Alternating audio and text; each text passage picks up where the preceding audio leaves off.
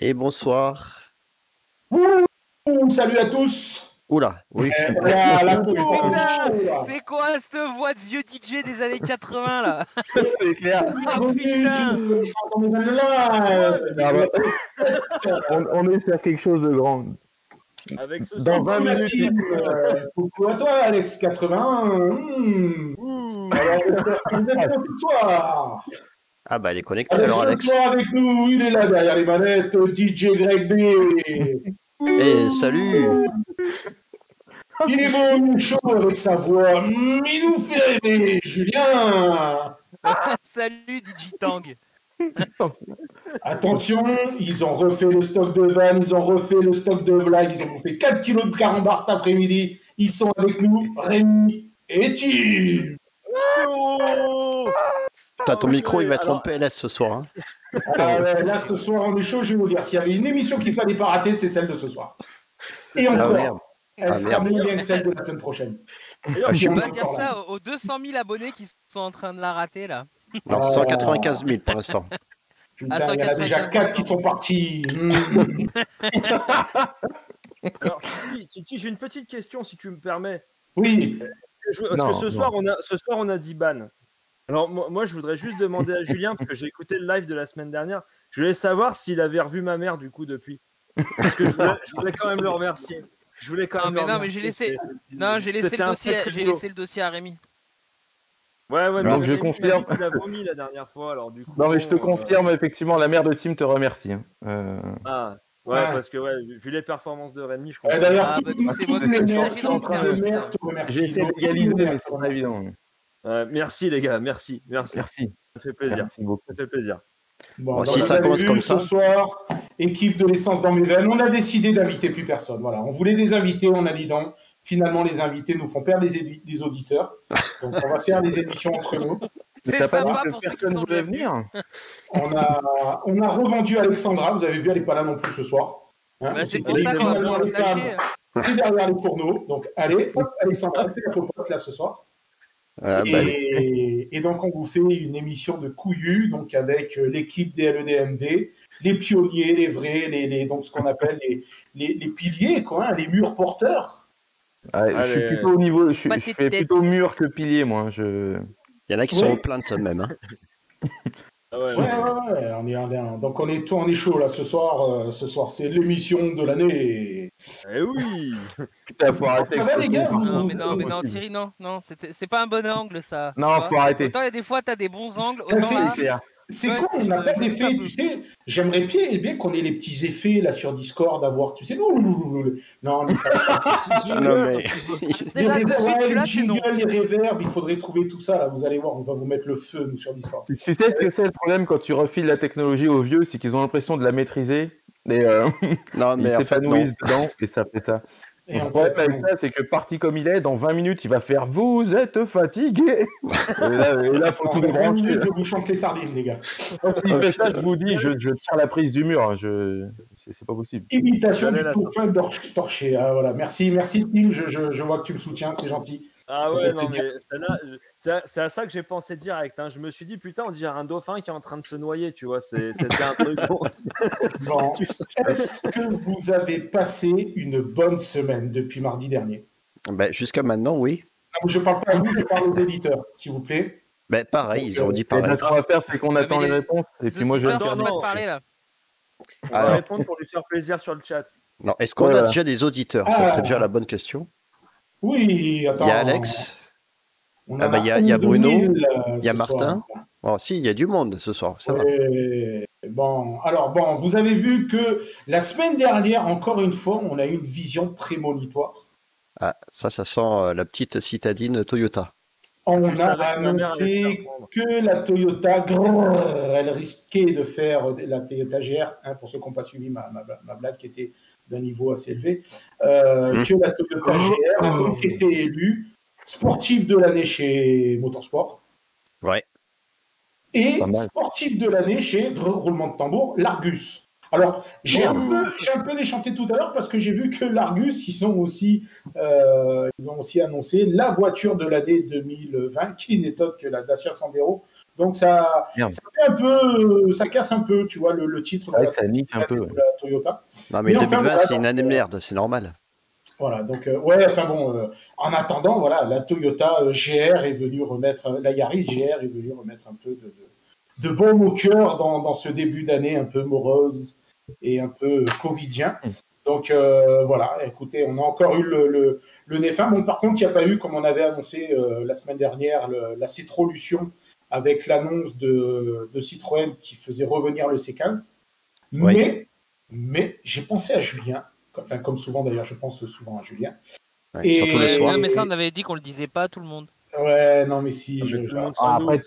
tout le monde, tu t'enflammes un peu. Depuis que j'ai fait mon nouveau bureau, j'ai vos photos de tous là dans le coin de mon bureau. Comme ça, je vous vois tout le temps devant moi. Ah, pour aller en plus. Mais j'ai pensé à Julien parce que je me suis amusé à chercher un peu une préparation sur base de C15.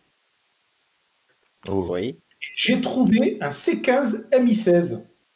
Non. Oh. Voilà. Il y a eu un C15 MI16. Donc, j'ai Ah réussi à trouver ça, sauf que malheureusement, c'était une petite annonce et le mec, la seule photo qu'il a mis, c'est une photo de la baie moteur avec le swap. Donc, on ne voit pas la voiture. Donc, je suis en train de chercher pour essayer de trouver un C15 qui a été un peu shooté comme un gros débile avec un swap de l'enfer. Et puis, bon, ben voilà, on va essayer de vous trouver quelque chose. Et sympa. pas sa femme et son chat sur la photo, non? Si, mais en fait, il y avait, c'était pas sa femme, c'était son fils qui était en train de prendre le chat sur le capot de la voiture. Ah oui, ouais. Voilà. Mais le chat avait l'air pas farouche non plus. Il se laissait faire. Par contre, j'ai pas pu faire la différence si c'était un chat ou une. Ou une chatte. C'est une chatte. Une chatte. Julien, c'est une chatte. Julien me dit bien ce mot. Hein. Une chatte. C'est vrai qu'il le dit bien. Ouais, mais là, c'est un Ah, peu il quoi, tard. est à côté chatte de chez lui. Ouais. Quoi, on parle d'animal, hein, je vois pas. C'est jamais trop tard pour dire chatte. Non, Bah, je crois que ça y est, hein, tu l'as dit 2 fois déjà. il sonne bien ce mot. Ouais. De quoi? Pas Il chatte? sonne mieux que couille, tu vois. Faut lâcher là. Oui, faut arrêter. bah oui, attends. Chatte, ça devient couille, ça fait déjà un peu. Je sais pas. Je vois une moustache. D'ailleurs, vous avez vu qu'on a perdu, comment il s'appelle, l'acteur qui jouait dans Stitch. Oui. Oui. Vous savez que c'est quand même lui l'inventeur du Dirty Sanchez. Alors, je Non. m'en battais Ah, les couilles non. avant, mais alors maintenant encore plus. Ah, c'est- C'est lui qui a inventé la technique du Dirty Sanchez. Voilà. Donc je vous invite, parce que je sais ça existe sur Wikipédia. Je vous invite à aller voir sur Wikipédia ce qu'est un Dirty Sanchez. Voilà. Donc et d'ailleurs j'en profite pour. Alors, je connaissais le dirty avec des chaises, mais je connaissais pas le sang. Ouais, va voir ce que c'est. Et peut-être qu'après c'est toutes les femmes qui ont la moustache. Tu comprendras pourquoi une fois que tu sauras ce que c'est qu'un Dirty Sanchez.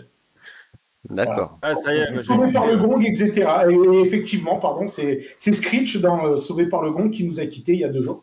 À 44 ans, quand même. Ça fait pas rire, les gars. Putain, le mec, il était jeune, encore 44 balais. Mais il avait un cancer. Ouais. Merde, mais on m'a rien dit, moi, je savais pas.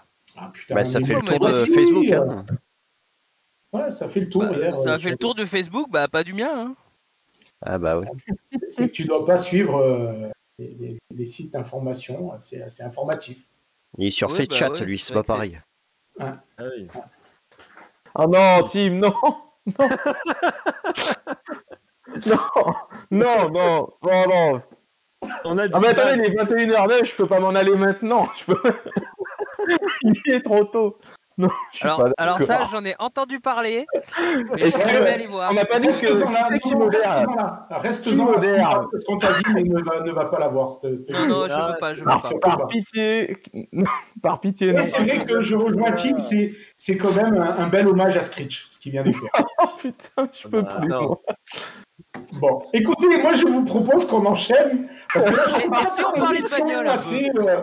je vous propose qu'on enchaîne sur les infos que je vous ai préparées depuis hier. Donc, j'ai pas eu le temps Vas-y, pas larguer. à trouver Avec les l'accent. infos pour notre petite soirée qui se terminera par le classement. Qu'est-ce que je vous ai préparé pour le classement? Ou le ban. Hein? Ou le ban. ban. aussi. Et le On ban. n'arrive pas jusqu'au bout de l'émission. Écoutez, on vous aimait bien. Voilà. Donc, non, on va entamer avec une voiture qui a défrayé la chronique cette semaine. Attention, les Français, les constructeurs français Peugeot arrivent dans le sport. Et Oh, merde. ils ont sorti Non. donc la Peugeot 508 Peugeot Sport Engineered. Attention, la Peugeot 508 PSE. Ouais. Alors, ils ont ressorti le THP, hein, c'est le 1,6 THP 200 chevaux. Donc, Vraiment des gens il ne peut qui rien roulent inventer. Hein. Quel âge il a ce moteur maintenant? Il a presque 10 ans. Hein. Ou plus, Ah, ouais. il a Plus, hein, le PHP, voilà. Donc là-dessus, ils ont rajouté 2 moteurs électriques, un de 110 chevaux, un de 113 chevaux. Donc c'est là qu'on a toute la magie de l'électrique parce que 200 chevaux plus 110 chevaux plus 113 chevaux, ça fait 430 chevaux. Sauf qu'elle fait 360 chevaux parce que avec les courbes, en fonction des puissances de crête du moteur essence et du moteur électrique, une fois que les courbes s'alignent correctement les unes avec les autres, ça fait du puissance globale donc de 360 chevaux pour un poids de 1850 kg. 0 à 100, 5 secondes 2, Vmax 250. Donc moi je dis franchement cocorico, hein, j'ai envie de mettre la main sur le cœur et de chanter la Marseillaise et surtout de dire à Peugeot qui a 15 ans, la M5 39, elle faisait la même chose. Et que ce qui me fait un peu sourire, c'est que comme d'hab, il y a 15 ans de retard. Mais en France, ils ont quand même de suite ce côté waouh, tu sais, presque, vous avez vu les gars, on vient d'inventer un nouveau truc. En fait, il est là le problème.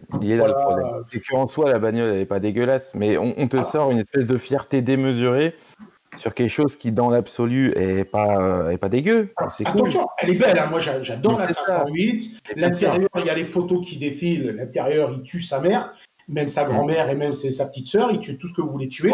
Il est magnifique. Mais moi, je trouve qu'il faut qu'on ait un peu, au niveau de nos constructeurs, la fierté modeste. Parce que bon, c'est bien, hein, au contraire, c'est super qu'ils aient sorti cette bagnole-là. Mais alors, je pense d'ailleurs qu'ils en ont conscience, parce que je ne sais pas si vous avez remarqué, ils se comparent à la BM série 3. Oui. Moi, je croyais que la 508, c'était plus une concurrente à la série 5, au niveau du gabarit, au niveau du prix. Je pense que c'est un peu entre les deux. C'est quelque part entre les deux, je pense. Même si tu veux tirer sur un peu faire l'emmerdeur, tu pourrais presque la foutre en face de la série 4 en grand coupé, parce que c'est quasiment un coupé 4 portes, là, 508, en termes de ligne. C'est vrai qu'elle a une belle gueule, mais je trouve que voilà, il se compare à la série 3. Alors c'est vrai que quand tu vois le prix sans option, on est à 67 100. Donc déjà la série 3 vous l'oubliez, parce que je crois que si on prend une série 5, donc la 545E, donc qui sort grosso modo 395 chevaux et qui est un peu dans les mêmes, bon la série 5 elle est à 71 000 €. Donc pour moi, mais voilà, je trouve que voilà, moi ça me fait marrer, bon, ça me fait plaisir parce qu'il était temps qu'une berline de 360 chevaux, je crois que ça n'a jamais existé, hein, il me semble qu'ils ont fait la voiture française la plus puissante. Hein. Ouais, je crois aussi. Hein. On n'a jamais eu de grande série, quoi. Ouais, de grande série, voilà. On n'a jamais eu de cette puissance sous le capot d'une caisse française.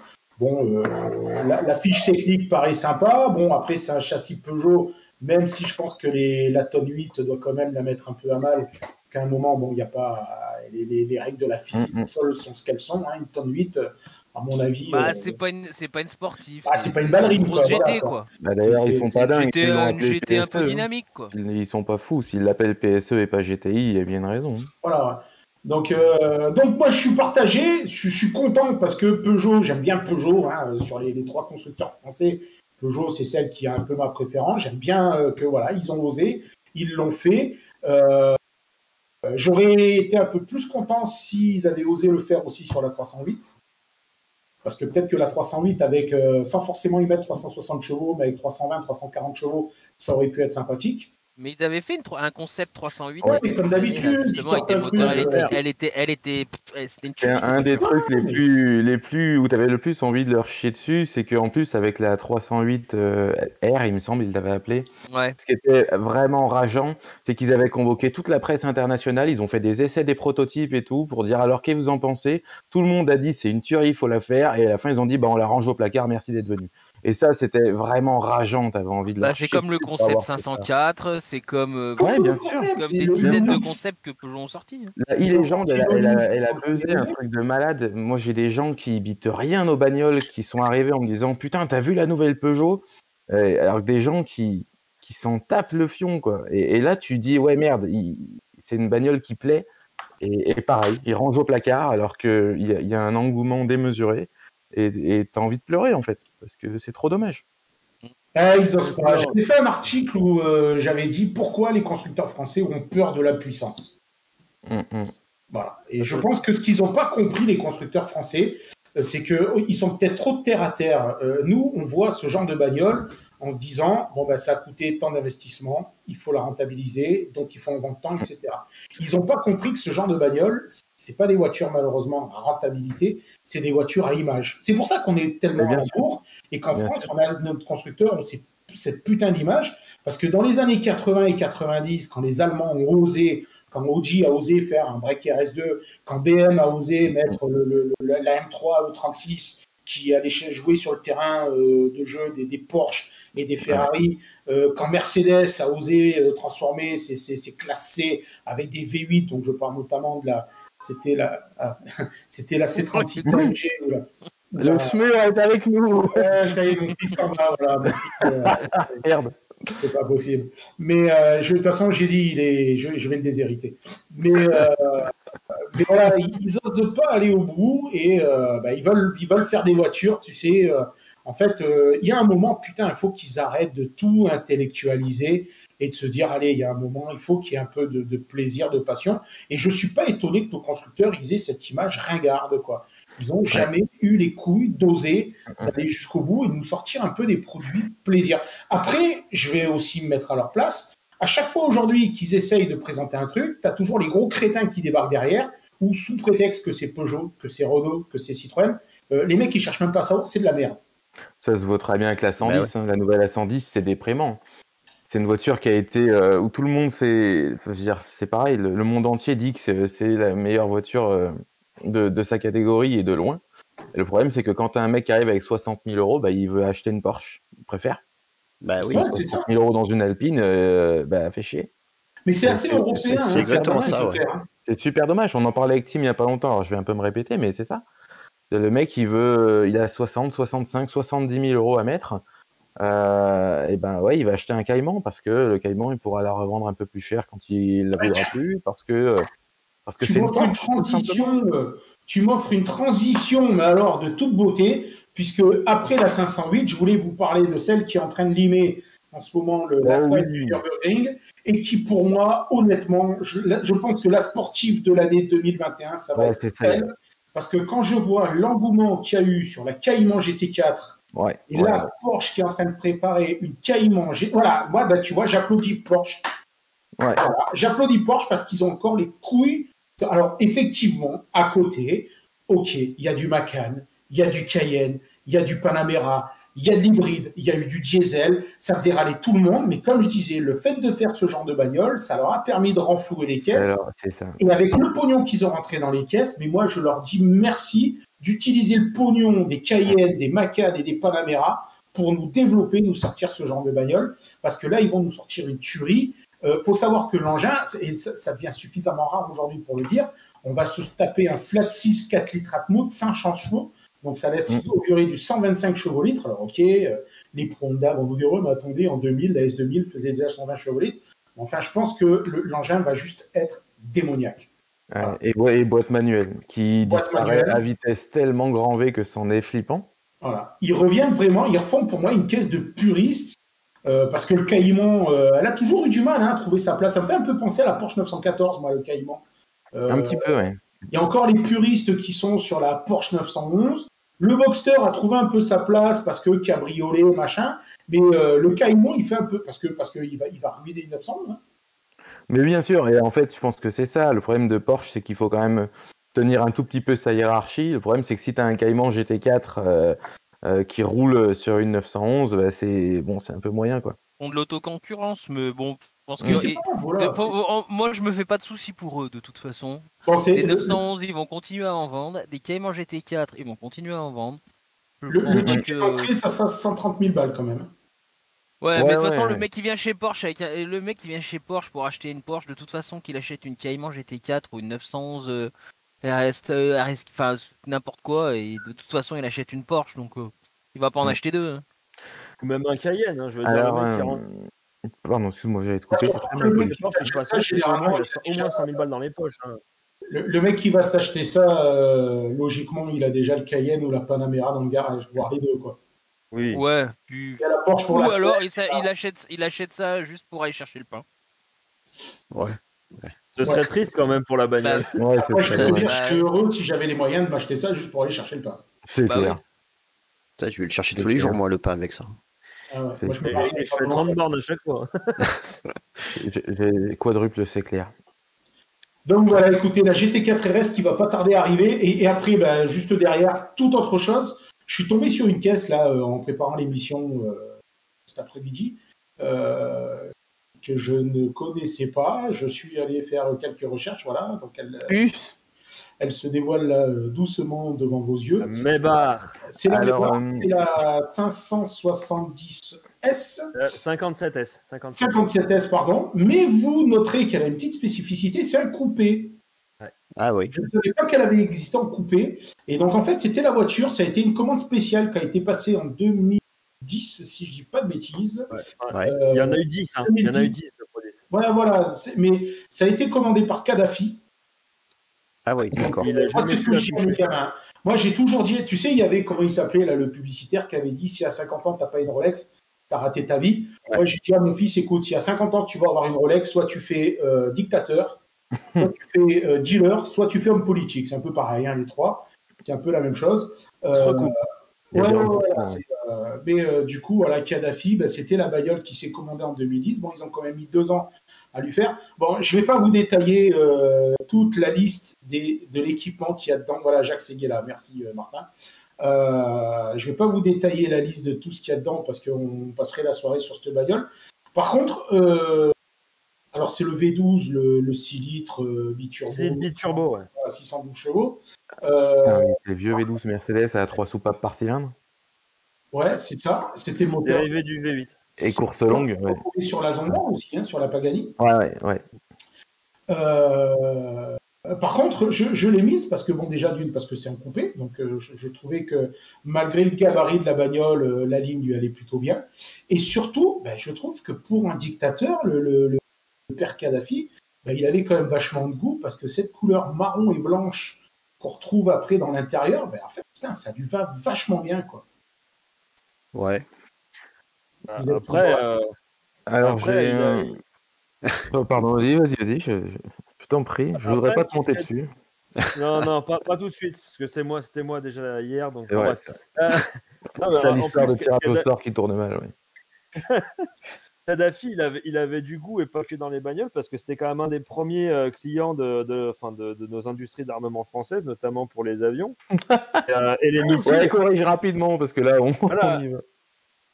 Qui s'est lui-même pris sur la gueule d'ailleurs, donc tout ça pour dire qu'en plus d'avoir bon goût, il aimait bien la sodomie, quoi. Donc bon, c'était. Avec C'est vrai que tu crois que quand il a levé la tête en voyant la bombe tomber, il a dû dire putain, le Rafale, c'est un bel avion quand même. Juste avant qu'elle lui pète à la tronche, ouais, peut-être Je bien. meurs dignement. Je trouve qu'elle est belle, cette Mébar, elle est vachement sympa. Elle est en vente donc en ce moment chez Otto Leitner, je ne sais pas si vous connaissez ce garage en Allemagne, c'est un truc de malade, je vous invite à aller voir leur site.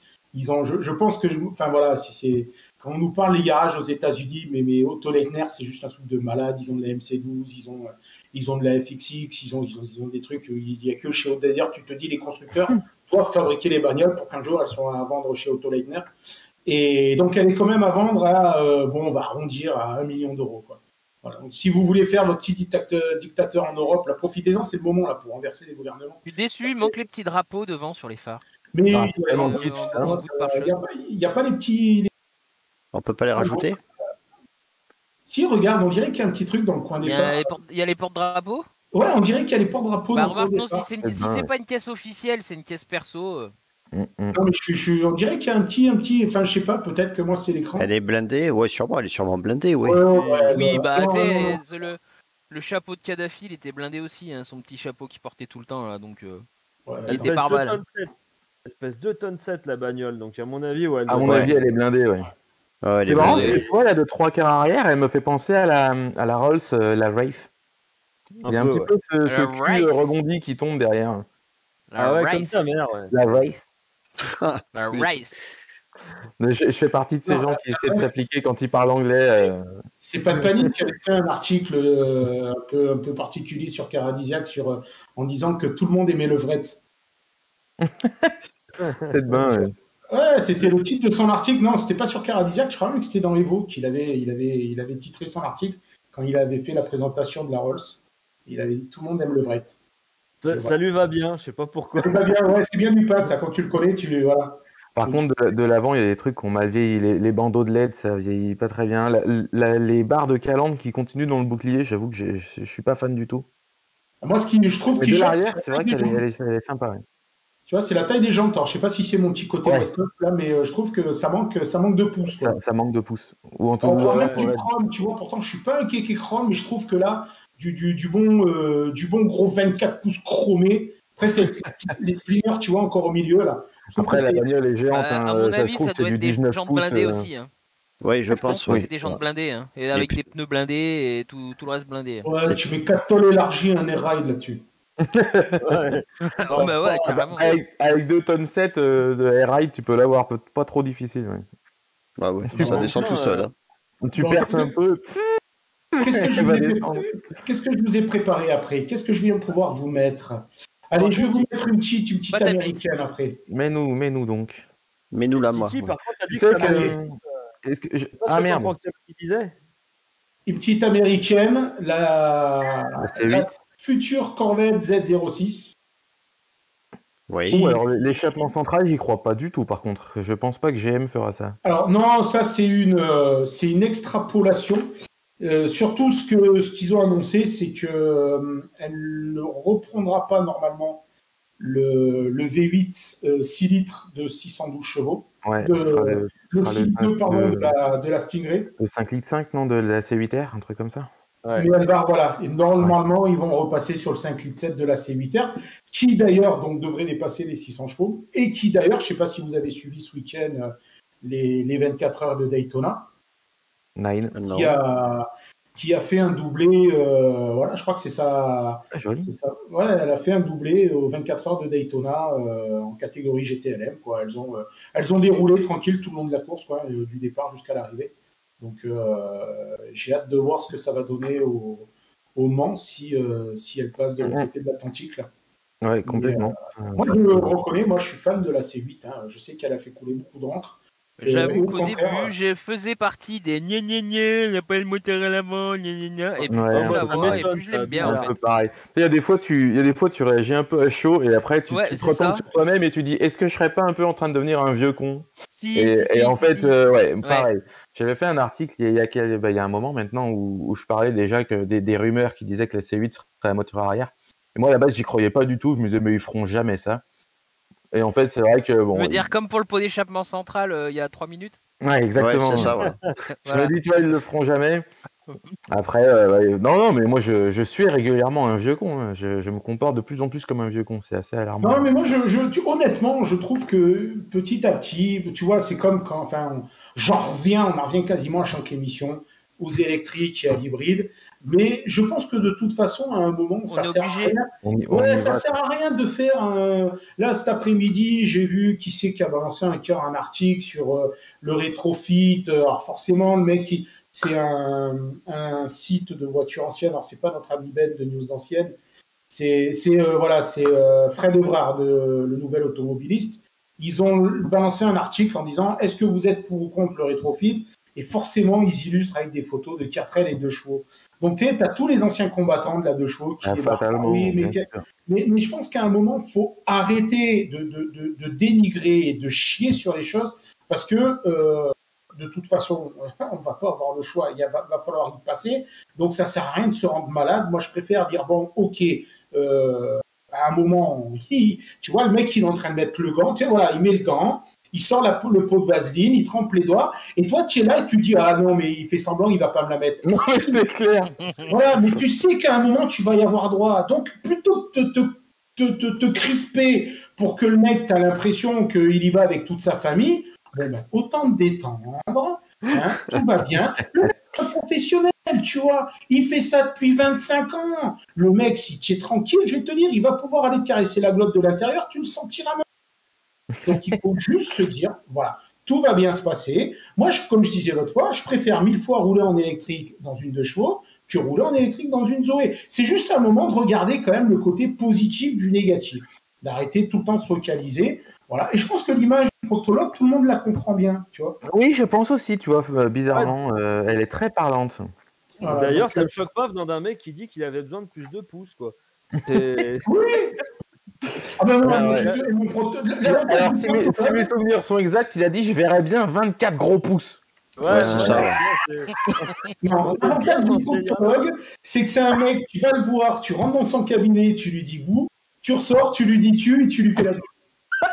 Voilà. C'est ça qui est bien avec un proctologue. À un moment, tu te lis d'amitié avec des mecs comme ça. On revient au Dirty Sanchez finalement. On revient au Dirty Sanchez. Voilà. Je revenais vite fait sur la C8R parce que j'ai vu donc ce qu'a marqué le commentaire qu'a marqué Martin. Donc effectivement, la C8R, elle a débarqué en août 2018 en course, mais ouais, comme Martin dit que c'est sa dernière saison, bah écoute mon poulet, si tu as d'autres infos, je suis vraiment preneur parce que est-ce que tu parles de la dernière saison du 6 litres 2 qui va fatalement être remplacé par 5 litres 5 à mon avis pour des questions peut-être de pollution, ils vont se baser sur un moteur plus petit avec un turbo, un machin. Enfin voilà, si tu as en IMSA, oui, j'ai vu qu'ils supprimaient le GTLM, d'accord, ok, ouais. J'ai vu que la catégorie GTLM était arrêtée, d'accord. Ok. Ouais, mais ils vont peut-être l'homologuer en GT3, voilà, peut-être qu'ils vont sortir une version GT3, et peut-être que justement le fait de basculer sur la Z06, parce que bon, moi, je trouve dommage qu'au bout de 2 ans, ils arrêtent déjà de faire courir la Non, ils le feront pas. Ils vont faire un peu comme Porsche qui déclinait un petit peu qu'on fait traîner un peu la 991 le temps que la 992 arrive. Ouais, la 991, ils l'ont remise au goût du jour au moins 2 fois, il me semble. Je pense qu'ils vont nous sortir. Puis c'est pareil, si je dis pas de conneries, il y a la nouvelle catégorie qui s'appelle les GTD aussi maintenant, aux 24 heures de Daytona. Ouais, possible. Je suis un peu perdu dans la réglementation. Ils sont en train de tout modifier là, sur les réglementations. Parce que ça fait une petite. Ah, c'est pareil, ça fait une polémique parce que la future réglementation LMP2, elle va mettre. Alors déjà, c'était un peu le cas, mais ça va être Oreca qui va. D'ailleurs, c'est Oreca qui a gagné la catégorie LMP2. Mais ça, pareil, les mecs disent ah ouais, mais bon, si c'est ça, ils ont qu'à l'appeler la catégorie Oreca. Putain, merde, les mecs, on a un constructeur français qui gagne. Et encore derrière, ça fait quoi? Ça râle. Mais on a vraiment un problème dans ce pays avec ça. On a le dire, on a un constructeur français qui gagne. Tu sais, c'est comme quand il y avait Ogier qui a démarré en rallye. Voilà, on a 2 Français qui gagnent. Oula, non, attention, Loeb, c'est Dieu, faut pas le bouger. Ogier, c'est un con. Mais putain, c'est clair. C'est hallucinant. On a un problème avec la gagne dans ce pays. Heureusement que j'ai pas dit encore que j'ai gagné au loto, là, parce que sinon je vais me faire insulter.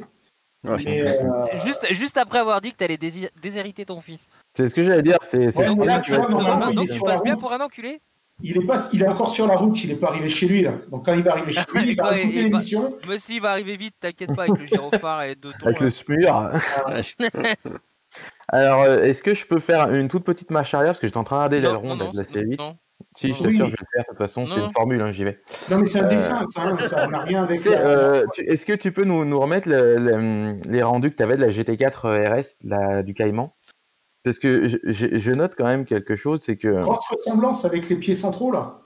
Ouais, c'est ça, avec les Alors, moi, ce qui me fait marrer avec Porsche, parce que bon, je suis complètement pro Porsche, je suis pas complètement objectif, mais Porsche, ils vont développer donc du coup leur aileron qui est tenu par le dessus, là, je sais plus comment ils appellent ça, en col de cygne ou un truc comme ça. Alors, si je peux me permettre, c'était l'aileron qu'avait déjà la Senna. La Senna avait déjà un aileron comme ça en col de cygne. Et en fait, ce qui est rigolo, c'est que ils font ça parce que techniquement, c'est une solution intéressante. Et je pense, ils en ont un peu parlé pour la future GT3 aussi qui aura ça, que ils font ce qu'ils peuvent pour le rendre le plus joli possible.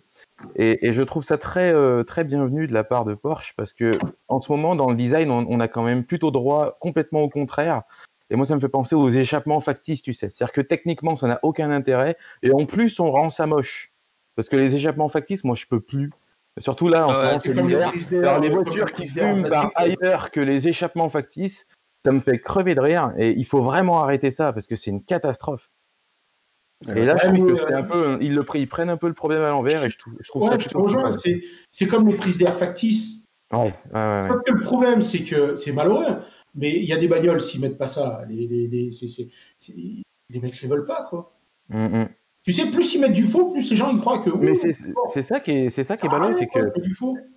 Mais les gars, c'est pas nouveau, hein, ça. Tu prends les muscle cars dans les années 60, toutes les prises d'air étaient factices. Il n'y en avait pas une seule qui servait à quelque chose, sauf le shaker sur le capot.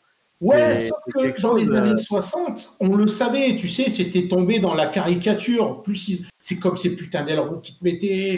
Tu sais, plus il y en avait, plus C'est c'était. l'aileron de la Countach, si on en parle ou pas? Aujourd'hui, sauf que sur la Countach, ils étaient utiles, quoi, parce que sinon le mec il se tuait, passait 260. Sur la Countach, j'ai entendu presque le contraire, moi, que en soufflerie, c'est même presque pire hein, pour la voiture. C'est pour ça qu'ils qu'ils avaient même rajouté un aileron à l'avant à la Countach. C'est parce que ça mettait tellement d'appui à l'arrière et c'était à l'avant qu'il manquait d'appui sur la levait l'avant, ouais, peut-être bien. Ouais. Mais il y avait déjà un peu le même problème sur la Mura. Ouais, mais à l'époque, les voitures, la soufflerie, c'était pas vraiment pour. Surtout Lamborghini qui avait pas un rond et que de toute façon, pas les moyens, les voitures, elles passaient pas en soufflerie. Ah, ils soufflaient dessus, oui. Et à côté de ça, t'as Ferrari qui faisait une Testarossa sans aileron parce qu'ils avaient étudié la carrosserie pour que l'appui se fasse sur les ailes et pour que l'appui se faisait sur les ailes et partait derrière et c'est ça qui. D'ailleurs, Ferrari continue dans ce sens-là. Hein. Ce Ferrari, je crois que c'est un des tout derniers constructeurs vraiment de supercars qui ont pas recours à un aileron mobile à l'arrière. Je crois que toutes les autres. Pagani aussi. Henri Pescarolo avait fait un comparatif entre la Countach et la Testarossa. Et il avait dit à 300, ou à 280 dans la Testarossa, vous fumez le cigare. À 280 dans la Countach, vous bouffez votre cigare. C'est vrai que je pense que c'est plutôt exact. Ouais. Bon, je vous propose de passer à la suivante. Allez. Alors là, c'est un petit délire. Parce que moi, putain, je kifferais tellement d'aller chercher mon fils à l'école avec ça. C'est un Anglais. Ah oui. C'est un Anglais. Et alors, bien sûr, comme on est en Angleterre, c'est street légal. Voilà, c'est homologué route, c'est immatriculé. Putain. Donc, le mec, il a récupéré un châssis d'une Ford Mustang. Si je dis pas de conneries, c'est une Mustang de 65 avec un V8 5 litres 7. Alors, on ne sait pas la puissance qu'elle a. Pareil, c'est comme les turbos qu'il y a sur le côté, là. Les mecs, ils ne savent pas si c'est pour donner un petit côté violent, bestial, ou si c'est de réel, ils ne savent pas. Donc, c'est une bagnole qui va être mise en vente chez Bonhams au mois de mars. Donc, le mec, il s'est amusé à fabriquer la réplique de la Batmobile. Alors, pas la première qui était basée sur le feuilleton, sur une concept Lincoln Future. Tu as des feuilletons. On vient de perdre les auditeurs de moins de 20 ans. Ah oui, il y en a un qui est parti. Celle-là, c'est celle de Michael Keaton, je crois. Ça, c'est celle de Michael Keaton, voilà, le film de 89 avec Jack Nicholson et Julien Lepers. Voilà, j'allais le dire. Putain, j'allais le dire. Voilà. Vous savez d'ailleurs pourquoi on ne peut jamais lui offrir de ballon? Parce que Julien Lepers. Ah merde, elle était grosse pourtant. On a perdu deux autres là. Pourquoi ça fait 14 fois que je la fais depuis le début de l'année, celle-là, je vous promets, c'est la dernière fois. Donc voilà, moi j'ai adoré le kiff parce que moi je vois mon gamin, j'irai le chercher à l'école avec ça, mais comme il serait comme il serait fou là. Ah ouais. Ouah, ton père il roule en Batmobile. Ouais, mon père c'est Batman. Il faut que tu la tenue aussi. Plutôt, nous c'est plutôt Batman, mais bon. Non, par pitié. Non, pas à l'école, pas dans les écoles. Non. Donc, non, on n'a pas le droit. Dans les églises, oui, mais pas dans les écoles. Ouais, voilà. Mais, donc voilà, en fait, le mec, donc, il a pris son châssis. Enfin, si vous regardez sur les photos, bon, c'est du homemade, hein, le mec, il a fait ça dans son garage. Bah oui.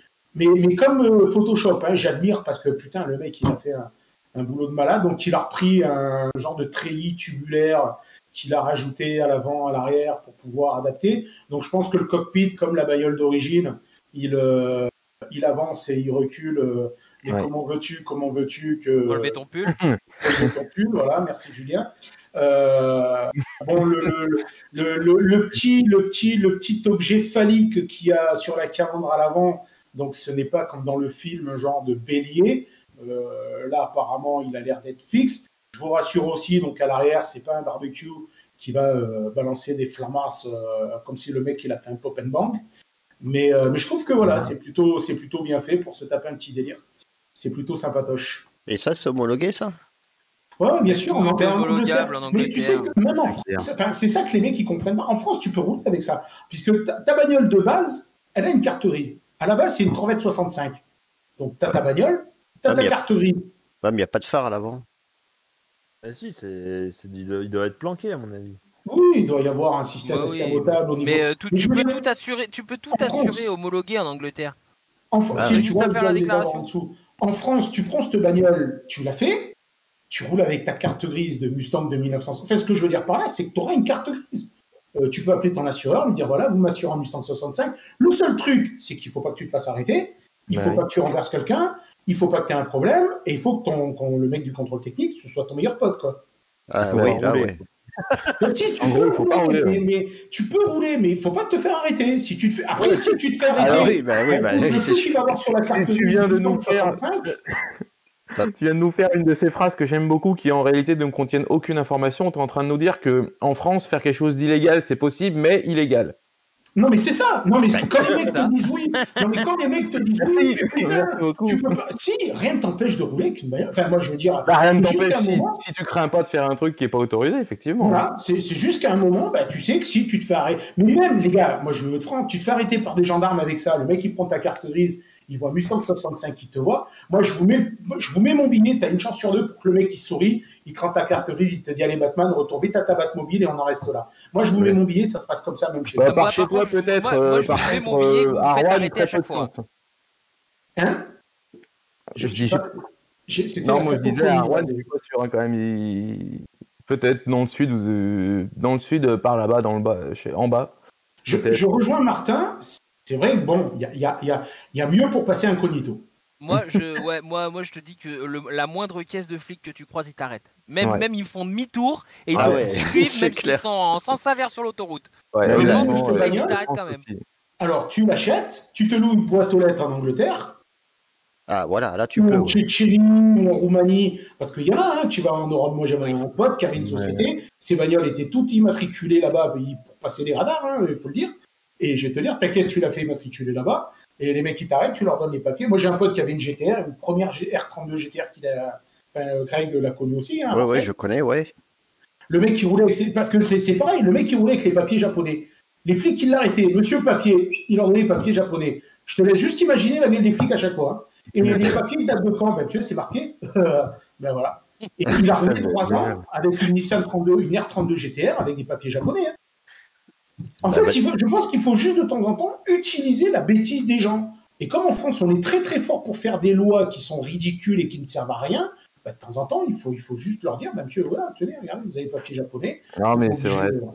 T'as raison, en fait, moi, t'as raison, j'ai toujours trouvé ça super triste quand tu dois répondre à la bêtise par la bêtise, en fait. C'est trop triste. Donc, mais oui, t'as raison. Mais c'est ça, moi je te dis, une bagnole comme ça, si ça, tu l'as fait venir, tu as une carte grise. Elle a une carte grise, Mustang 65. Tu peux la faire immatriculer en France avec une carte grise collection à la FFVE. Tu fais comme la plupart. Moi, il y a des mecs qui font venir des voitures des États-Unis qui sont posées par terre, machin. Ils vont récupérer sur Wikipédia des photos d'une caisse d'origine. Parce que c'est comme ça que ça se passe.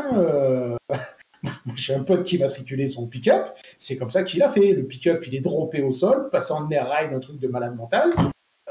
Swappé dans tous les sens. Il a fait sa carte grise FFVE, il a récupéré des photos d'un véhicule d'origine d'un pote qu'il avait aux États-Unis, donc ils y ont fait des photos extérieures des moteurs, il a monté son dossier FFVE, et messieurs, c'est passé comme une lettre à la poste, carte grise collection, sa voiture, elle a sa carte grise, il roule avec son pick-up, qui, si en tout cas il avait fait le dossier avec les photos de son pick-up, il aurait été juste inhomologable. Mais comme aujourd'hui, son pick-up, il est immatriculé collection, il passe au contrôle, il est assuré collection, et je vais te dire, le mec, il s'est passé. Donc c'est ça, enfin, c'est surtout, tu sais, souvent dans les commentaires, on lit des messages où les mecs disent oh putain, tu peux pas l'homologuer, oh putain, tu peux pas rouler, oh. Non.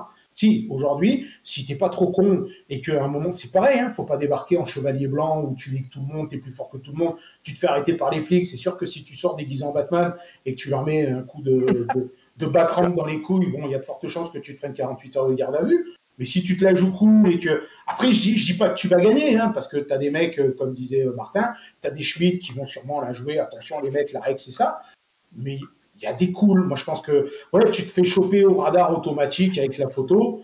Bon, là, ça peut être rigolo. Je me mets à la place du mec qui sort la photo et la Batmobile à 150 sur la nationale de 80. Bon, ça peut être rigolo. Ouais. Il y avait une Batmobile, mais bon, c'était une Batmobile qui avait fait la Gumball il y a quelques années là. Mais la Batmobile version, je sais plus quelle version c'est d'ailleurs. avec des grosses roues devant version. Mais c'est ça, c'est ça, celle de Nolan. Alors justement, il y a un mec du Qatar ou de Dubaï qui a une résidence sur le 06 entre Nice et Monaco. Et je sais que le mec, souvent l'été, d'ailleurs, des fois, il y a des vidéos qui passent sur YouTube, parce que le mec, il roule sur les nationales entre Nice et Monaco avec sa Batmobile, mais il matricule à Dubaï. Alors, Titi, pour info, cette bagnole, c'est sur une base de Lamborghini Gallardo. Et, oui, c'est ça, c'est une réplique, c'est Seb Delaney, c'est un youtubeur, il l'a éclaté sur l'autoroute en essayant de niquer un mec pour s'engager. Donc autant te dire la gueule des gendarmes quand ils sont arrivés qu'ils ont vu la Batmobile complètement éclatée sur la route. Donc je sais pas. Je sais qu'il avait fait une émeute, alors c'est pas cet été, je crois que c'est l'été dernier, c'était en 2018 ou en 2019. Il s'était arrêté dans une aire de repos quand tu sors de Nice, que tu prends l'autoroute pour aller vers l'Italie avant d'arriver. Il s'était arrêté, et il y avait plein de mecs qui s'étaient arrêtés, qui avaient fait des photos, et même les flics s'étaient arrêtés pour voir la bagnole de près. Donc je sais pas après quand est-ce qu'il a explosé, mais c'était, si je dis pas de conneries, 2018 il me semble. C'était mi-2019 qu'il a explosé. Ouais, bah c'est ça, tu vois, c'est la même période. Alors les gars, je vais vous faire. J'avais entendu cette histoire. Ouais. Ah ouais, et vous savez comment il l'a éclaté du coup dans quelle bagnole? C'est un Scénic qui a eu raison de la bagnole. C'est costaud aussi. Voilà, donc le prochain Batman sort et la bagnole de Batman, c'est plus une Batmobile, c'est un Scénic DCI 130, je vous préviens. Voilà, la prochaine info, je suis allé vous la chercher sur... je pense que vous avez tous entendu parler de cette histoire qui avait fait un peu du bruit avec la SSC Tuatara. Donc c'est celle-là. Donc SSC, ça veut dire Shelby Supercar. Et la Tuatara, c'est le nom d'un lézard. Bref. C'est la voiture qui a pris 530 km/h, mais que sur le c'est ça. Donc la voiture, soi-disant, en octobre l'année dernière, elle avait pris 508,7 km/h de moyenne, puisque le record du monde de vitesse se fait sur un aller-retour. Et elle a pris, oui, c'est ça. Voilà. Et 530, il semble... et elle avait fait une pointe à 532,93 km/h. Sauf que des youtubeurs, dont notamment Shmi. Ouais, Shmi 150. Et franchement, moi je trouve les mecs, ils se font chier dans la vie.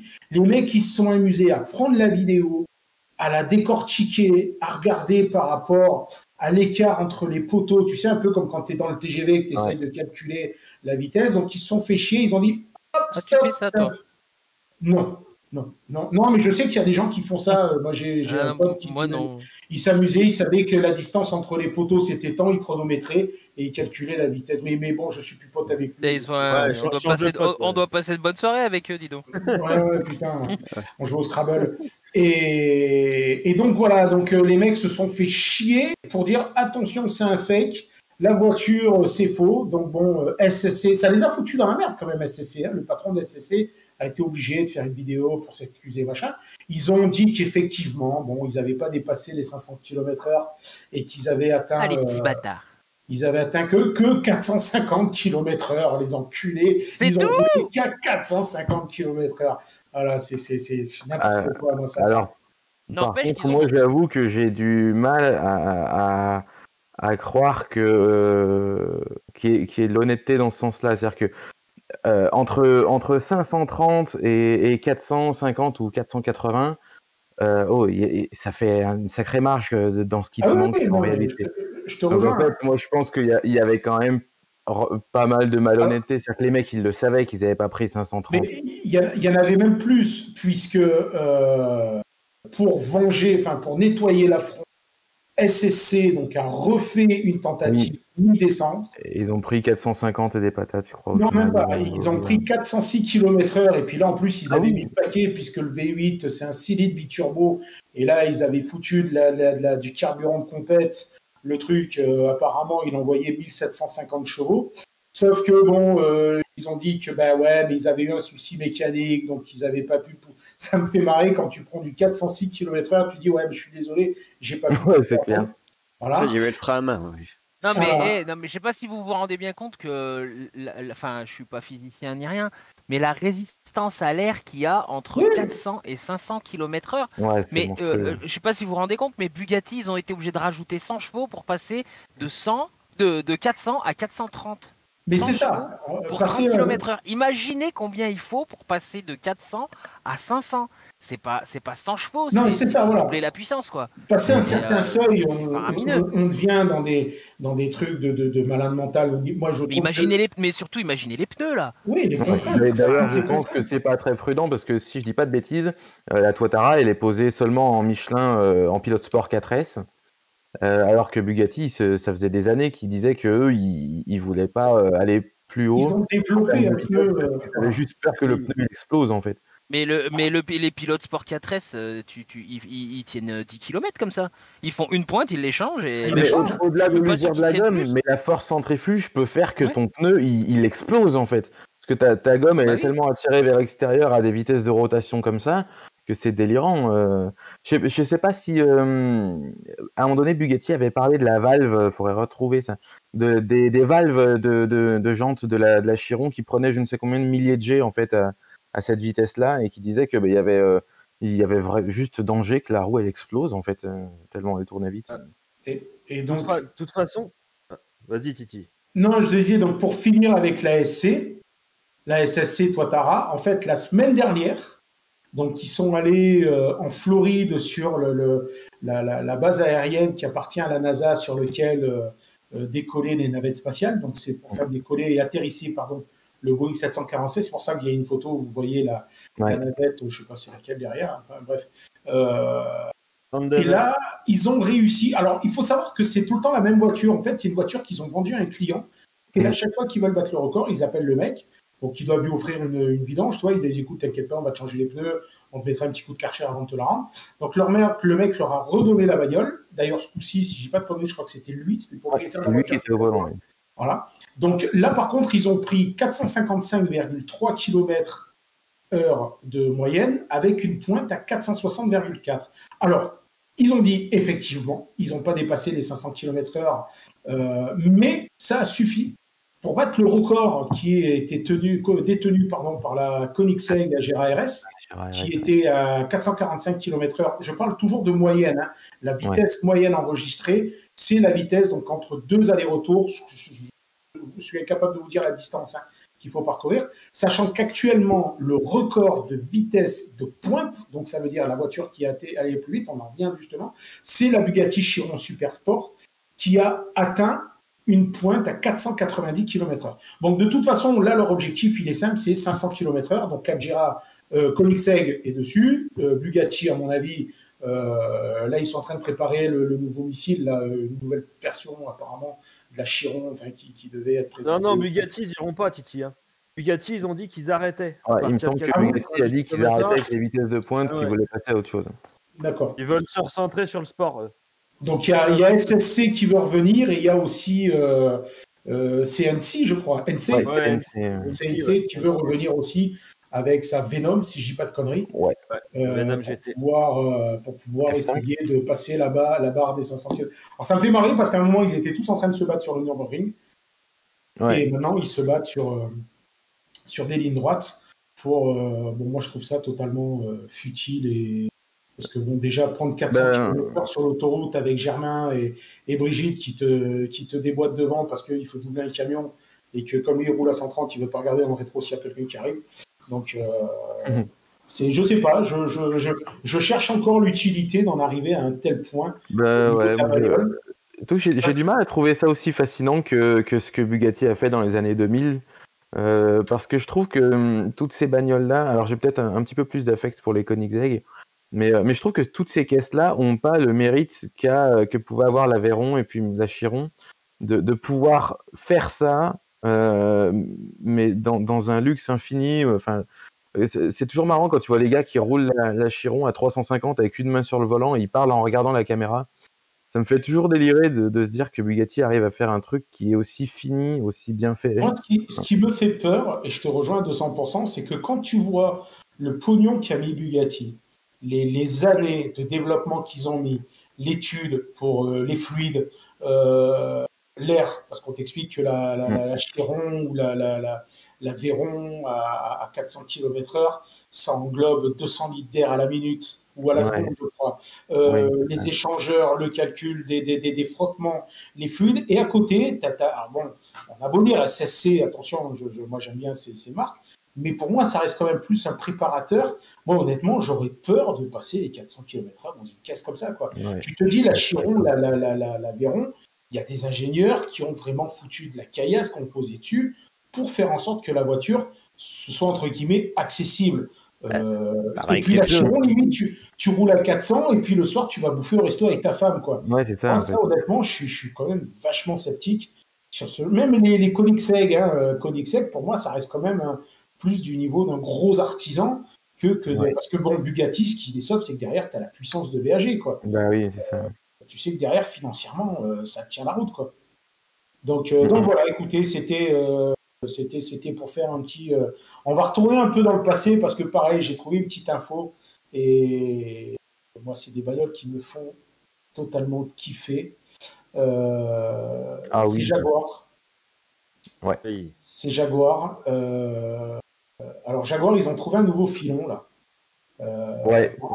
C'est vrai qu'ils se sont, ils partent à fond là-dedans. Ah ouais. Alors moi, je me régale parce que bon, il y a quand même à chaque fois de belles histoires derrière. Donc en 2014, ils ont relancé la fabrication de la type la lightweight, puisqu'en fait en 63, Jaguar avait promis 18 voitures et il n'en avait assemblé que 12. Ah merde. Ouais. Donc, en 2014, Jaguar a assemblé et vendu les 6 Bugatti type lightweight qu'il n'avait pas fait en 63. Bon, Par contre, les Bugatti type lightweight, c'est pas on peut les chercher un moment. Pardon, la Jaguar type lightweight, donc qui n'avait pas fait en 63. Bon, ok. Bon, je vous passe.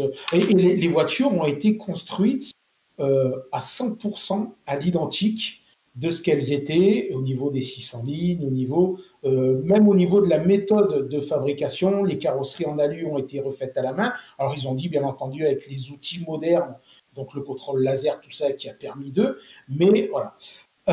2017, ils ont refait le même coup avec la XKSS. La XKSS, mais pareil, alors c'est des voitures, vous pourrez aller voir sur de l'essence dans mes veines. On a fait des articles, on a raconté les histoires de ces voitures. Moi, je me régale de ces caisses parce qu'elles ont vraiment, c'est des légendes, elles ont un mythe. La XKSS, ce n'est pas n'importe quoi.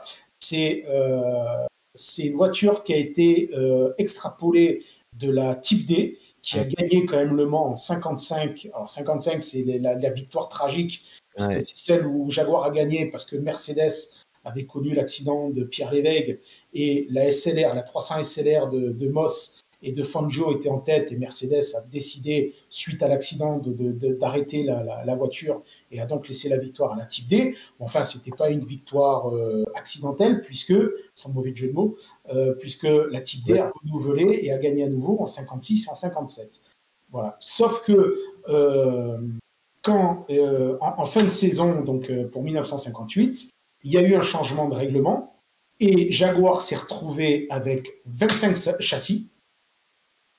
Donc, ils ont décidé de les extrapoler en version route. Donc, ça a donné naissance à la XKSS, qui a été destinée exclusivement pour le marché américain.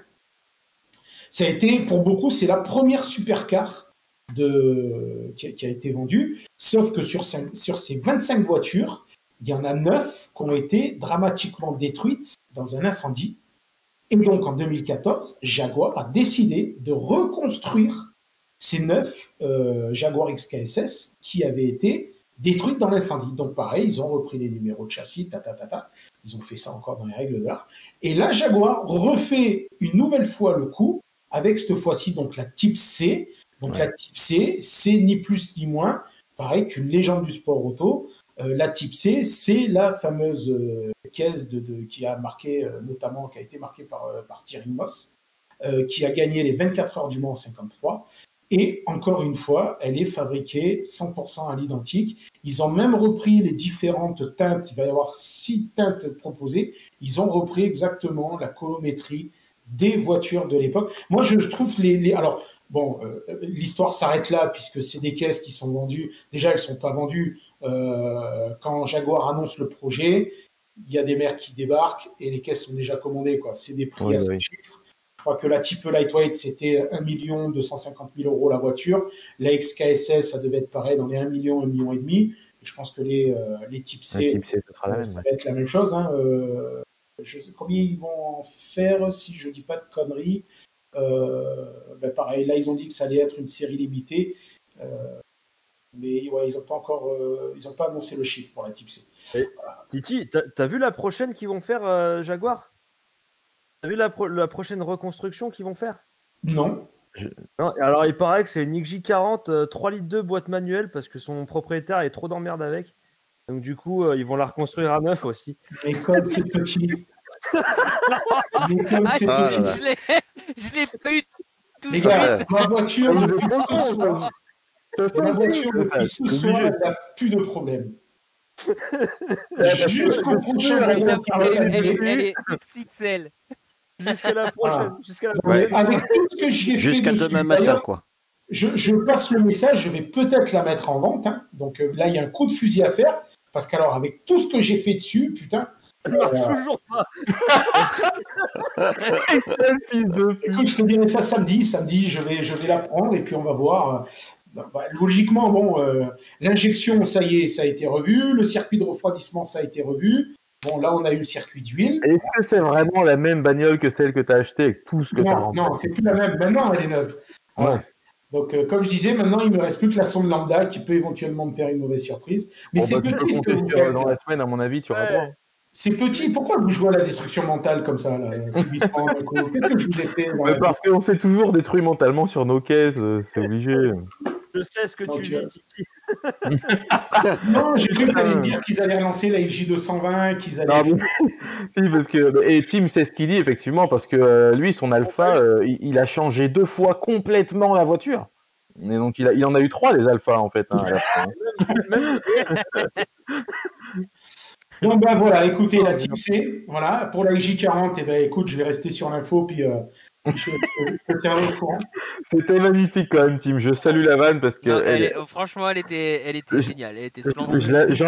J'avais plus ou moins la même dans les cartons, mais tu t'as tiré avant moi. En plus, tu as vu, je vois que tu as fait venir ton fan club. Il y a un certain Oldies 40 qui a aimé ta vanne. Oui. Beaucoup de succès. Bruno, tu n'écriras plus pour des LEDMV dorénavant. Voilà, vous oubliez un truc, but I've got the power. The power. Ouais, à défaut d'avoir la Jaguar, t'as le power, ouais. C'est pas bien ce que vous faites. Bon, allez, on va accélérer parce qu'il est 22h, papy est fatigué. Non, je suis pas fatigué. Je vais finir trop tard pour les petits jeunes là, qui tiennent pas trop la route. On va passer, si vous voulez, un truc, je sais qu'il va plaire à Julien parce qu'il me dit enfin, on en a un petit off-road. Voilà, parce que je pense que vous avez dû suivre l'actu aux États-Unis. Il y a un véhicule là qui a fait son comeback, mais qui est en train de faire kiffer tout le monde. C'est le Ford Bronco qui revient. Ouais. C'est un truc de malade. Et forcément, comme on est encore aux États-Unis, on ne sait pas sortir une bagnole et on fait un modèle lambda. Surtout que là, le mois prochain, non, c'est ce mois-ci, c'est le week-end prochain. Je ne sais pas si vous connaissez cette course. Moi, je la connaissais parce qu'on avait fait 1 ou 2 articles dessus, mais je l'ai surtout découverte il n'y a pas longtemps dans une émission d'Aaron Kaufman. C'est The King of the Hammers. C'est la course de Johnson Valley en Californie, où c'est un mélange de barra avec de la vitesse, avec du passement. Alors, du franchissement, les mecs, ils grimpent sur des rochers de 3 mètres de haut. C'est un truc de malade mental. Donc, Kaufman l'a fait avec un scout. Ouais, j'ai déjà vu ça. Voilà. Et franchement, elle est sympa parce qu'elle est très, très, très bonne émission. Il a dû abandonner, mais tu vois un peu la galère et le niveau de la course. Et donc, Ford a sorti donc, ce Bronco qu'ils ont appelé le Ultra 4 4400. Qui va censé faire son entrée en jeu le week-end prochain à la course de King of the Hammer. Alors, c'est pas forcément la puissance. Hein. Je sais que souvent, dans ces véhicules de ces off-road, ces véhicules prévus pour le Barra, les mecs, ils ont des 1100, 1200, 1300 chevaux. Là, non, là, ils privilégient plus le châssis, le couple. Et donc, bon, c'est le V8, apparemment, c'est un Ford Performance. Bon, c'est un truc qui va quand même sortir, à mon avis, entre 550, 600, 600 et 700 euros maximum. Mais voilà, je trouve encore une fois, on sait pas faire ça, quoi. Voilà, les mecs, ils te sortent une bagnole, ils sentent qu'il y a un petit buzz derrière, et de suite, ça part un peu dans toutes les disciplines. Ils vont te faire un truc pour faire du drift, parce qu'il y a une des caisses qui va être confiée à Von Gittin. Donc, pour ceux qui connaissent pas, c'est le pilote. Von Gittin, il fait beaucoup de off-road. Ouais, Von Gittin, je le suis un peu sur. Ouais, je le suis un peu. Il fait beaucoup de off-road aussi pour le fun, et puis il fait un peu de compète en off-road aussi. Il fait pas que du drift. Non, mais voilà. Donc, moi, je trouve que c'est fun parce que ça montre encore une fois qu'aux États-Unis, ils savent sortir des bagnoles sérieuses, hein, parce qu'il ne faut pas rêver. Ford, ils sortent pas le Bronco pour se palucher dans des salles de réunion. Ils sortent le Bronco pour le vendre, pour rentrer du pognon. Et ils vont. Ouais, voilà, effectivement. Ouais, mais que Peugeot fasse un gros délire avec une 508 PSE. Tu vois, moi, j'avais eu la discussion avec Axel quand il a fait sa GT86. Je sais pas si vous vous rappelez, il avait posté un post sur Facebook où il cherchait une bagnole et qu'il avait dit, d'après vous, qu'est-ce que je devrais prendre? Je comprends pas que des constructeurs français, et à l'époque j'avais dit une caisse comme l'Alpine A110, je comprends pas qu'un constructeur français, à un moment, il leur disait, écoute, tiens, on fournit une bagnole, vas-y, fais-toi plaisir, tu l'as fait à nos couleurs, on te sponsorise. Non, putain, mais bon, là, je suis con, c'est du drift en France, le drift.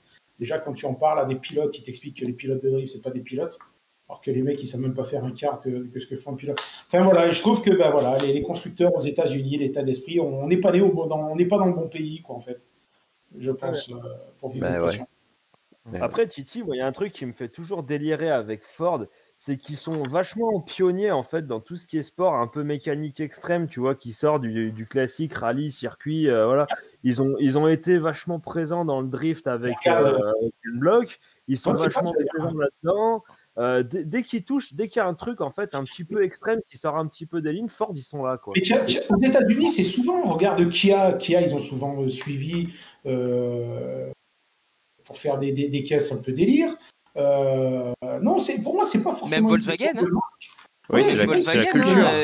Ils avaient qui sait qu'il y avait une Beetle de drift là, qui faisait Top Gear America là. Je me rappelle plus son nom. Je me souviens plus son nom, mais lui il avait une Beetle de drift. Après il a une Passat de drift. Il a une Passat après, voilà. Ouais, il a une Passat. Enfin, je veux dire, même Volkswagen quoi. Volkswagen qui fait des caisses de drift. Bon, plus maintenant, mais je veux dire, ils l'ont eu fait quoi. Non, mais moi je trouve que pour moi c'est pas une question de constructeur, c'est une question de continent, c'est une question d'état d'esprit. Ouais. Et sans rentrer dans le truc. Et encore une fois, ça prouve qu'il n'y a pas d'envie. On a beau dire, en Europe, il n'y a pas d'envie. Les mecs, ils n'ont pas envie de sortir de cette putain d'avenir vers lequel on est en train d'aller. Là, aux États-Unis, Dodge, alors je ne voulais pas en faire une info, mais bon, je profite, je le dis. Dodge a dit aujourd'hui, par rapport donc, au rachat avec Stellantis, Dodge a annoncé aujourd'hui que l'avenir des muscle cars allait passer par l'électrique. Mais pour moi, c'est pas Dodge qui a dit ça. C'est que Dodge, c'est fini. Ça appartient à des Européens maintenant. Oui, c'est vrai. Donc des muscle cars électriques. Tu vois le paradoxe rien que dans la phrase, quoi. Muscle car électrique. Bon. Après, ceci dit, il y a des mecs qui se sont amusés à mettre, je crois, 800 chevaux électriques dans une Mustang 66. Alors certes, ça fait pas le bruit d'un V8. Mais merci Martin. Tu vois la gueule des mecs, mais c'est de la folie. Enfin, je veux dire, dans le cas d'un muscle car, j'ai envie de te dire, ça me choque pas parce que c'est de la caisse de ligne droite, c'est de la caisse qui est faite pour accélérer. Et en soi, tu mets un moteur électrique, je crois qu'il y a 1500 ou 1600 Nm de couple dans cette bagnole. Je crois qu'elle s'appelle la Zombie 888, un truc comme ça, ou je sais plus comment elle s'appelle. Elle est verte, enfin, elle est démentielle la bagnole. Et moi, ça me choque moins sur des muscle cars en se disant, ouais, de toute façon, c'est fait pour te coller au siège, quoi. C'est pas si simple, ça. Alors, je suis d'accord avec toi, Tim. Le problème alors, je pense qu'on revient un petit peu dans ce qu'on disait tout à l'heure, c'est-à-dire qu'il faut pas jeter pour jeter. Moi, je pense que le problème de l'électrique, c'est quand l'électrique cherche à faire comme le thermique. Moi, je pense que ce qu'il y a de cool dans l'électrique à venir, et le truc qu'il faut pas cracher dessus avant de savoir ce que c'est que ça peut ouvrir des nouveaux trucs, des nouvelles sensations, des nouvelles façons de faire des voitures de sport, et c'est ça qui est intéressant.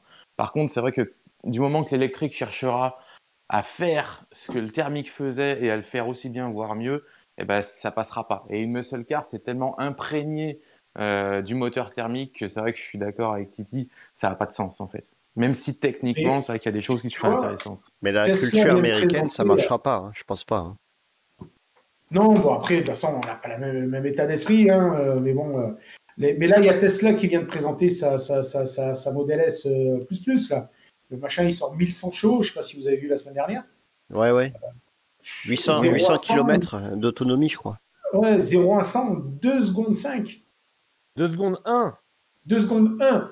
Non, mais les gens ne se rendent pas compte. Hein, c'est démoniaque en termes de poussée. Hein. Oui, c'est démoniaque. On commence à arriver au niveau de ce que le corps... Enfin, je veux dire, il y a des gens qui vont perdre connaissance dans des trucs comme ça. Ouais, c'est vrai qu'en instantané, c'est vénère. Et puis, l'accélération d'une voiture électrique, elle est vraiment différente en termes de sensation et de ressenti de ce que tu peux avoir sur une thermique. Une thermique, ne serait-ce que quand tu changes un rapport, elle te laisse un tout petit peu de répit, pour reprendre ton souffle, pour revenir un peu. Une électrique, c'est très, très, très violent. Hein. Justement, en parlant de thermique, on va vite aller là pour aller vers le classement. 2 dernières infos vite fait.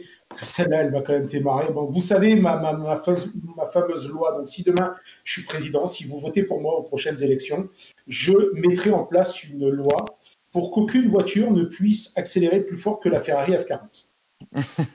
Voilà. Moi, j'estime qu'on n'a pas le droit, même un mec avec une voiture qui sait qu'il peut aller plus vite qu'une F40, il se doit de rester derrière. Voilà, ça sera une loi. Voilà. Eh bien, je suis tombé sur la Mercedes A45 S AMG Brabus. Alors, c'est marrant de voir AMG Brabus maintenant. Brabus. Brimbus. Brabus. Branus. Non, c'est Branus, c'est pas le même. Brabus. Alors, c'est tout simplement que, voilà, on y est. Donc, une bagnole qui fait la taille d'une Golf ou d'une 308 ou d'une Renault Mégane. Elle n'a sous le capot et sur ses 4 roues, puisque si je dis pas de conneries, c'est une 4 roues motrices. Ouais. Elle a la bagatelle de 450 chevaux. Donc voilà, Brabus l'a fait passer à 450 chevaux. Ce qui veut dire 0 à 100 en 3 secondes 7. Ce qui veut dire moteur rincé à 50 km/h. Oui, 50 000 km, pardon, 50 000 km. Et voilà. Donc ça y est, on y est, où les compacts sont enfin passés sous les 4 secondes du 0 à 100. Je ne sais pas si vous vous rendez compte quand même que depuis l'existence de la bagnole, on vient seulement maintenant de passer sous les 4 secondes du 0 à 100. On parlait tout à l'heure de la Tesla 0 à 100 2 secondes 1, mais parce que le problème qu'il y avait avant, ce n'était pas un problème de chevaux, c'était un problème de grippe. Ouais, de motricité. Il fallait passer les chevaux et le couple au sol. Aujourd'hui, avec la technologie, enfin l'avancée technologique des pneus, des suspensions, et puis il faut dire aussi de l'électronique qui arrive à gérer la motricité, notamment au démarrage. Voilà, une F40 avec ses 478 chevaux, ses 2 turbos et sa tome 2, ça tombait à 0 à 100 en 4 secondes 8, non pas parce que ça n'allait pas vite, mais juste parce que si tu te ratais au démarrage, tu faisais partir tes pneus en fumée, quoi. Les caisses comme les Diablo, qu'est-ce qu'il y avait de monstres, voilà, les J220, même les monstres comme les CLK GTR, là, toutes ces caisses qui ont servi d'homologation à la période du BPR, la McLaren F1, tout ça. Une McLaren F1, tu te fais coller au cul par ça, quoi. Ah bah oui, bien sûr. Au démarrage, tu as des choses à te faire. Et encore, elle te collera au cul si tu démarres bien, c'est ce que tu disais. Oui. Mais si tu te loupes, elle va te manger. Hein. Elle te mange. Le problème, c'est qu'avec ça, tu as un launch control, tu peux tenter 20 fois. 20 fois, tu vas te trouver, alors je sais pas combien, tu disais 3 secondes 7. C'est-à-dire que, bon, si à un moment donné c'est un peu mouillé, elle va faire 3 secondes 8. Et si à un moment donné, il y a de bonnes conditions, elle va faire 3 secondes 6. Mais toi, avec tes 3 pieds, il faut que tu gères tout ton bazar. C'est-à-dire que si tu y arrives bien, tu vas faire 4 secondes 2, mais si tu te chies, tu vas faire 7 secondes, quoi. Enfin, bon, le seul truc avec ce genre de bagnole, control, quoi, c'est que c'est comme la Nissan GTR, c'est que le fusible, ça doit vite être les pneus. Ça veut dire qu'au bout de 2 ou 3 launch control, les pneus, ils doivent commencer à... Même la transmission, elle fait la gueule. Hein. La transmission, j'ai un pote là, elle fait la gueule. Hein. Je sais pas s'il nous écoute, là, mais j'ai un pote là qui vient d'arracher, en faisant le con sur sa GTR. Non, il nous écoute pas, non. Il a arraché un cardan. Ah bah oui. Ah bon? Nissan GTR. Imagine les contraintes sur les pièces mécaniques comme ça. C'est des pièces qui sont directement sollicitées. Ah ouais. Nissan, ils m'ont dit, c'est la première fois qu'ils entendent ça. Et ils ont refusé de lui prendre en garantie parce qu'elle a été retouchée. Et encore, elle n'a pas été retouchée violemment. Donc, c'est ce que j'ai dit, mais si Nissan, ils ne veulent pas prendre en garantie les GTR qui sont retouchés, donc ça veut dire qu'il y a 95% des GTR françaises qui ne pourront pas être prises en garantie. Ouais, bien sûr. Je crois qu'ils y ont donné le prix, c'est 2 500 € hors taxe le carnet. Putain. Ah oui, quand même. Bah, en même temps, c'est proportionnel. Bah ouais. Et puis la transmission de la GTR, c'est super compliqué parce qu'elle a la boîte à l'arrière, mais le moteur à l'avant. Ouais, Donc il y a 2 arbres concentriques. On parle de la GTR, mais à mon avis, c'est la même chose avec les Honda NSX, avec toutes les McLaren là, qui nous sortent les 575 des machins, les Ferrari, regarde les Ferrari FF avec leurs 4 roues motrices, machin. Oui, il y a une boîte à l'avant, c'est chelou. Voilà, Il y a une boîte de vitesse à l'avant, c'est compliqué. Donc tu rejoins, est-ce qu'il vaut mieux aller vite dans une A45S AMG Brabus ou est-ce qu'il vaut mieux aller vite dans une... Moi, tu vois, pour moi, un mec qui va vite dans une F40, j'enlève mon chapeau et je m'incline devant lui. Mais c'est toujours le problème des caisses modernes, c'est qu'elles conduisent à ta place quasiment. C'est comme tu disais tout à l'heure, le mec il a 350 dans une Bugatti Veyron et il parle à la caméra, il discute. C'est pareil, les mecs ils font rien, ils appuient sur 3 boutons, ils appuient sur l'accélérateur, ils font 0 à 100 en 4 secondes. T'as raison. Je veux dire, c'est comme un scooter, c'est comme un T-Max, le mec il se prend pour un motard alors qu'il te sert juste la poignée. C'est pareil. Enfin, c'est la caisse qui conduit à ta place. C'est vrai que tu as raison, c'est tout con, mais moi pour le coup, avec la 208, avec la GTI, c'est une caisse qui est super, mais il faut rouler vachement vite pour avoir des sensations, parce que sinon la voiture elle est presque trop bien mise au point, tu sais. C'est-à-dire qu'en dessous achète ma Jaguar, les sensations tu me as dès que tu démarres le moteur. Même à l'arrêt, tu as des sensations avec la Jaguar. La frustration. Pourvu qu'elle va démarrer, pourvu que j'ai pas un qui va s'allumer. Ta gueule Ta gueule Tu en veux des sensations, tu vois. Moi, je vais t'en donner, moi, des sensations, tu vois. Tu les achètes même chez le garagiste, tu les as les sensations. Je voulais bien arrêter de couper la parole à Rémi. Il essaye de dire quelque chose. Il veut communiquer. J'aimerais vous raconter une anecdote personnelle. Il veut communiquer. Il veut dire quelque chose de beau. non, même pas beau, mais sympa. Hier, je roulais. J'étais sur des petites routes de campagne un peu mouillées. Bah non, vas-y. La blague est tellement bonne que j'ai abdiqué de mon propre amour-propre. J'ai dit non, c'est vrai que c'est drôle. J'en redemande. Bon, tout ça pour ça alors. Bah non. Qu'est-ce qui s'est passé sur cette petite route de montagne un peu humide? Il s'est passé des choses. Pour dire ensuite va être nul. Bah du coup maintenant tu m'as mis la pression, j'ose plus. Vas-y, fais-nous péter une bonne anecdote là. Eh ben non mais c'est nul. Si c'est pas, si c'est pas Bassine X, on prend pas. On le banne, Bah, je vais rajouter chat à un moment donné, comme ça je choperai au moins Julien dans mon. Voilà, c'est ça. Non, mais en fait, j'étais à 140 sous la pluie et pas inquiété en fait, parce que c'est. Et tu te dis, c'est dommage, même à 140 et c'est mouillé, et ben t'as pas tellement de sensations et c'est pas normal en fait. Tu devrais te chier dessus à 140 sous la pluie. Ah ouais, voilà. Et tu vois, c'est là où j'aurais bien aimé avoir des petits boutons où tu appuies pour faire un upload, tu vois. Non, on peut pas là. Je vais lancer une série d'uploads. Ouais, pourquoi pas. Il faut une boîte à jingle. Ouais, il faut qu'on trouve un truc pour des jingles. Hein. Et c'est quoi la chute de ta blague là Ben justement, à 140 sous la pluie, c'est pas normal. Ouais, t'as pas eu de chat. 140 sous la pluie, ça fait tranquille quoi. Ouais, tranquille. Limite les yeux fermés, tu vois, ça passe. Ah ouais. Voilà. Bon, bah écoute, je te propose. Tout ça pour ça donc. Voilà. Non mais c'est parce qu'on a bien fait monter la pression, tu vois. Ouais, c'est ça. Ouais, bah, vous voyez tous les auditeurs qui nous écoutent, vous avez bien fait de venir ce soir. L'équipe est en forme ce soir.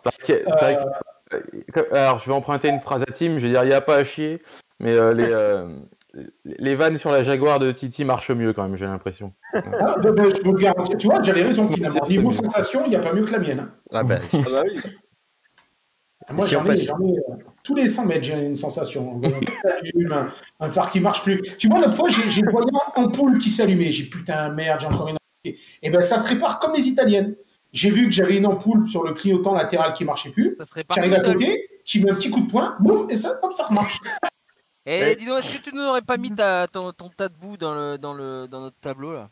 Un de ces 4, parce qu'il serait quand même temps. Hein. Non, je vais vous le mettre un jour. Titi, t'inquiète pas, je vais te la mettre. Titi, j'ai une question pour toi. La mienne est déjà dedans. Oui, Tim, je t'écoute. Vas-y, Greg, enchaîne avec les dernières photos. Alors, les dernières photos, allez, j'envoie la vite fait, comme ça, j'envoie la purée, là. Abimelech, on en a parlé le mois dernier, la semaine dernière d'Abimelech, ce designer qui est machin. Et ben voilà, il s'en est pris à K2000. Et en fait, il nous a sorti, je pense, la version, ben voilà, K2000 dans le feuilleton, dans la série, pardon. Le feuilleton, putain, la deuxième fois, hein, on a reperdu des auditeurs. Dans la série. Donc en 90, c'était un feuilleton. Elle est classe comme ça. Hein. Ah ouais, la photo où on la voit de face avec ses ailes musclées, là, c'est une alpine quasiment, avec les ailes des alpines qui ressortent à mort, là. Ça me fait penser à ça, moi. C'est la même chose que le reboot de 4000, là. Avec la GT. Ça n'a rien à voir. Hein. Et encore une fois, putain, qu'est-ce que c'est bien fait, quoi. Putain, je trouve même les pneus sont beaux. C'est quand même chaud de faire d'avoir des pneus beaux. Hein oui. Il a super bien. Elle est magnifique. Je vous invite à passer au classement. Qu'est-ce que vous en pensez? Classement. Allez. On fait le classement. Allez. Classons. Allez, je vous ai fait un spécial année 90 aujourd'hui. Oh merde. Ah, mais c'est pour ça. C'est pour ça que tu prends ta voix de DJ là avec. Je vous ai fait spécial année 90 et surtout spécial coupé V6. Non, spécial traction de merde. C'est chiant tout ça. Spécial traction avec un V6 à l'avant, quoi. Spécial coupé V6. Ouais, mais attends, c'était la vie dans les années 90, au début des années 2000. Attends, c'est des bagnoles quand tu roulais là-dedans. Tu faisais rêver tout le monde. Mais parce que tu savais pas conduire. Mais attends, il y a des. Regarde, coupé 406 V6, mais tu faisais pas un tout droit avec un coupé 406 V6. Ah, tu râlais des feuilletons avec ça. De toute façon, t'avais pas besoin de prendre des virages avec ça. Les prenais tout seul. C'est comme si tu roulais à 140 sous la pluie, tu vois. Voilà. C'est pareil. Non, franchement, avec 406 V6, c'est. Vous voulez commencer par laquelle? Donc, on a l'Alpha GTV V6. Ah, ça là, il est sympa. L'Opel Calibra V6. Le Coupé 406 V6. C'est moche. Et la Ford Probe V6. C'est moche. Non, je peux pas te laisser dire ça. Tu peux pas dire qu'un coupé 406 V6 c'est moche. C'est moche. Non, c'est juste pas possible. Non, c'est vrai que c'est la plus belle Peugeot de ces 30 dernières années. Bah, tu le vieux, quoi. Ouais, peut-être bien. Mais non, mais pas du tout. Bon, commence par celle que tu veux, mais commence. Allez, commence par la probe, tiens. Par l'Alpha, sinon elle va tomber en panne avant la fin, ça va être chiant. Bon, on la poussera, écoute, on essaie. Non, mais elle est à l'arrêt, là, t'inquiète. On essaie, on va la pousser. Je vous avais raconté, moi. Non, mais je raconterai une autre fois, sinon ça va bider. Heureusement que Martin n'est pas avec nous ce soir, parce que Martin, là, il a top 4 du lever de MILF. Hein. Alors, la Ford Probe, pour vous raconter sa petite histoire vite fait. Alors, je vous refais pas le coup du pourquoi elle s'appelle la Ford Probe, parce que j'ai pas trouvé, en fait. À la base, c'était donc, c'est une base de Mazda. Donc, soit Mazda 626 coupé, soit MX-6 selon les marchés. Donc, elle a été commercialisée de 94 à 98. Et sous le capot, on a un magnifique V6 2,5 litres 265 chevaux. Donc, c'est le V6 qu'on retrouvait aussi sur les Mazda 626. Et par contre, sa force, c'est que elle ne fait que 1300 kilos. Et puis c'est increvable, quoi. C'est pas lourd. Hein. Avec un V6 aussi asthmatique qu'un trisomique en train de crever, quoi. Non, mais les gars, vous êtes dans les clichés, c'est parce que vous les avez jamais essayés. Non, le V6 Mazda, il était assez. C'est comme le V6 Opel. Honnêtement, ils étaient réputés pour être quand même vachement hargneux à l'approche de la zone rouge. Alors oui, ça fait 165 chevaux, ça casse pas trois pattes à un canard. Mais c'était plutôt pas mal pour l'époque. Hein. Je vous rappelle que nous sommes en 94. Je n'ai jamais aimé 1300 kilos. Jamais. Alors, qu'est-ce que vous en pensez de cette moi, j'y colle dans Kéké direct. Parce que ça, dans mon souvenir, c'est une caisse qui a vachement des côtés dont personne ne voulait et que tous les kékés s'achetaient pour une poignée de queue de cerise et pour dire attention, j'ai un coupé V6. Et ils se transformaient ça en caisse de kéké, justement. Et je n'ai jamais aimé cette bagnole. Et ce que j'en ai vu ne me l'a pas fait aimer encore plus. Donc pour moi, c'est caisse de kéké. Jus, t'as vu, toi tu vas aimer du coup vu que tu l'aimes pas comme moi. T'as vu les mecs à un moment qui avaient vidé l'huile de la bagnole et qui s'étaient amusés à mettre du VD40 à la place qu'il avait fait tourner. Non, j'ai pas vu ça, non. La bagnole avait pris Chaud, feu. T'as pas souvenir, un mec un jour, il avait fait la pointe d'huile dans sa caisse, sauf qu'il avait déjà 2 litres d'huile dedans. Ah oui, il j'ai a pas déjà vu réussi ça, à repartir. ouais. Il a engueulé Jaguar derrière. Franchement, le mec. Je vous dis, ça va se payer. Un jour. Ça, c'est vendu, ça. C'est passé dans le journal cette histoire, il me semble. Franchement, c'est. Ça, c'est chaud. Je sais pas c'est lequel qui rigole comme ça, comme un. Tim, c'est Tim. Allez, là, Une truc qui c'est- couche, c'est Tim. Allez-y, allez, profitez les gars, ce soir c'est moi qui rigole. Allez-y. Quel Allez. fils de- Bon, revenons à la moi, dans probe. tous les cas, la probe, je la mets dans Kéké aussi, mais avec vous. Euh, Voilà, en fait, finalement, je vous verrai bien au volant de la voiture, là, tous. Là. Moi, je dis kéké parce que tous les mecs que je connaissais qui en avaient une, c'était des kékés. Alors. Ah non, mais le mec qui roulait en propre, c'est qu'il pouvait pas acheter la Mazda 626, quoi. Ils connaissaient pas surtout. La MX6. Ouais, c'est ouais. ça. Non, mais c'est vrai qu'elle a. Bon, elle a pas marché, hein, ils en ont pas beaucoup vendu. Pourtant, bon, c'est vrai, là, je rejoins quand même Tim, c'est vrai que niveau châssis, train avant, les Ford de cette époque, putain, c'était loin d'être tes références. Moi, je vois la XR3i, putain, tu te faisais quand même peur. Hein. C'est que surtout, ça tenait rien, et puis une fois que tu levais le pied, le cul, il décrochait, c'était même à la limite violent. Donc, bon, ben, je sais pas, Rémi, tu nous as rien dit, toi, sur la première. C'est que je connais pas assez la voiture, même si comme ça elle m'inspire relativement confiance. Moi je me dis 1 tonne 3 V6, ouais, moi ça me parle pas trop mal, ouais. Bon, Mais c'est vrai que je la connais pas. et pas Tim, bien. s'il a fini de rire, Pardon, parce que je m'y mets. Quand Tim s'arrête, moi j'attaque. C'est une règle un petit peu tacite entre nous, tu vois. D'accord. Ah ouais. La toi, Tim, tu m'as solidarité. dit de le kéké, Tim. Ah ouais, moi si tu veux la Ford Probe, à la base c'est une voiture que je trouvais pas trop dégueulasse parce que je lui trouvais justement un air un peu Un peu américain, différent. elle avait les pop-up, elle était. Elle était pas dégueulasse, mais si tu veux le problème c'est qu'à chaque fois je la voyais avec tu sais des pare-chocs à la tuning des années 90. Ouais, c'est ça, Ouais, les c'est mecs, ça, ils ouais. collaient les ailes rondes, ils collaient les nez. Voilà, ronds. c'est ça. Une peinture bien jaune, tu vois, un flaming, mais tu sais, fait avec de l'autocollant Ikea, tu vois, c'est l'autocollant Oui, bleu. oui, je vois bien du Vénilia. Et Tu toi, sais, moi je c'est veux ça. pas être méchant, mais tu maîtrises bien le truc, hein, ça sent presque le véhicule. Hein. Ah, mais Ouais. attends, j'ai lu GTI Tuning pendant 10 ans, quoi. C'est Faut vrai. que je vous avoue quelque chose, les gars. Non, mais par contre, voilà. Et les mecs, ils collaient une ligne dégueulasse, tu sais, avec les 2 pots d'échappement qui sortaient puis qui remontaient tu sais, au niveau du pare-choc arrière. Donc j'en ai cette image-là. Donc ouais, Donc, ça va Kéké. kicker. Ah, Ouais, complètement. Kéké, je crois que c'est à l'unanimité là. Titi, c'est pas prononcé. Ah si, moi, Kéké, si, Kéké, allez. Ouais, Kéké. Bon, allez, on va enchaîner avec la française. Allez, le coupé 406 V6. Donc, Moi, coupé ça, je 406 dis V6. Paris-Monaco, Alors, fil de gauche. Alors, coupé 406 V6, on est de 97 à 2004. On est sur. C'était la nouvelle génération du V6, hein, c'était plus le PRV. Donc, c'est le 194 chevaux. On est à 1480 C'est pas le kilos. S9. Non, c'est le S9. Je me rappelle Il me plus. semble, il me semble, ouais. C'est le S9, ouais. C'est le V6. C'est le S9. Voilà. Ouais, c'est et bon, ça faisait quand même 1480 kilos. Ce qu'il faut juste quand même signaler, c'est que c'était le dessin signé Pininfarina et qu'à sa sortie, elle a été comparée, et non des moindres, avec la Ferrari 456 GT. Voilà. Les mecs disaient, elle a un petit air de Ouais. 456 GT. Donc, C'est vrai. allez-y, je vous laisse attaquer. Les gars. Greg, t'étais parti là, toi. Moi, je dis Paris-Monaco, fil de gauche. Ouais. Ça, Ouais, ça ça se mériterait presque une catégorie. Pas besoin de monter dedans, juste la regarder, tu vois. C'est des bagnoles que t'as même pas tellement envie de monter dedans. Elles sont tellement belles, t'as envie de rester dehors pour les regarder, quoi. Alors Dans moi, je mon vais garage, peut-être vous alors. surprendre, mais voilà, moi, c'est ce que j'ai. Moi, je la mets dans mon garage parce que je reconnais que le coupé 406, ça. Et je trouve qu'en plus, putain, elle vieillit bien, quoi, cette bagnole. Ouais. Donc, moi, je reconnais que c'est une bagnole, tu vois, pour en faire un délit. Après, honnêtement, il lui manque pas grand-chose. C'est quand même un châssis Peugeot. Moi, honnêtement, là-dessus, j'y collerai quand même 4 belles jantes. Je la dropperai un peu au sol et j'y mettrai une belle petite ligne en straight pipe là pour bien faire chanter le V6. Et honnêtement, dans mon garage, elle serait parfaite. À côté de la Méhari qui se lave au jet d'eau. Voilà. Et en fait, ouais, comme dit Martin, c'est Hugh ou c'est pas Hugh, ça? C'est Hugh Ah, ou c'est c'est- pas Hugh? Oh, Ça, c'est c'est Hugh ou pas Hugh. Hugh, ça? Ça, c'est Hugh. Ça, Ouais. c'est Hugh. Alors, les loulous, c'est quoi, les loulous? Bah, Moi, c'est je mets Hugh. dans mon garage direct aussi. Parce Alors, qu'avant les d'acheter deux ma dans le première... garage.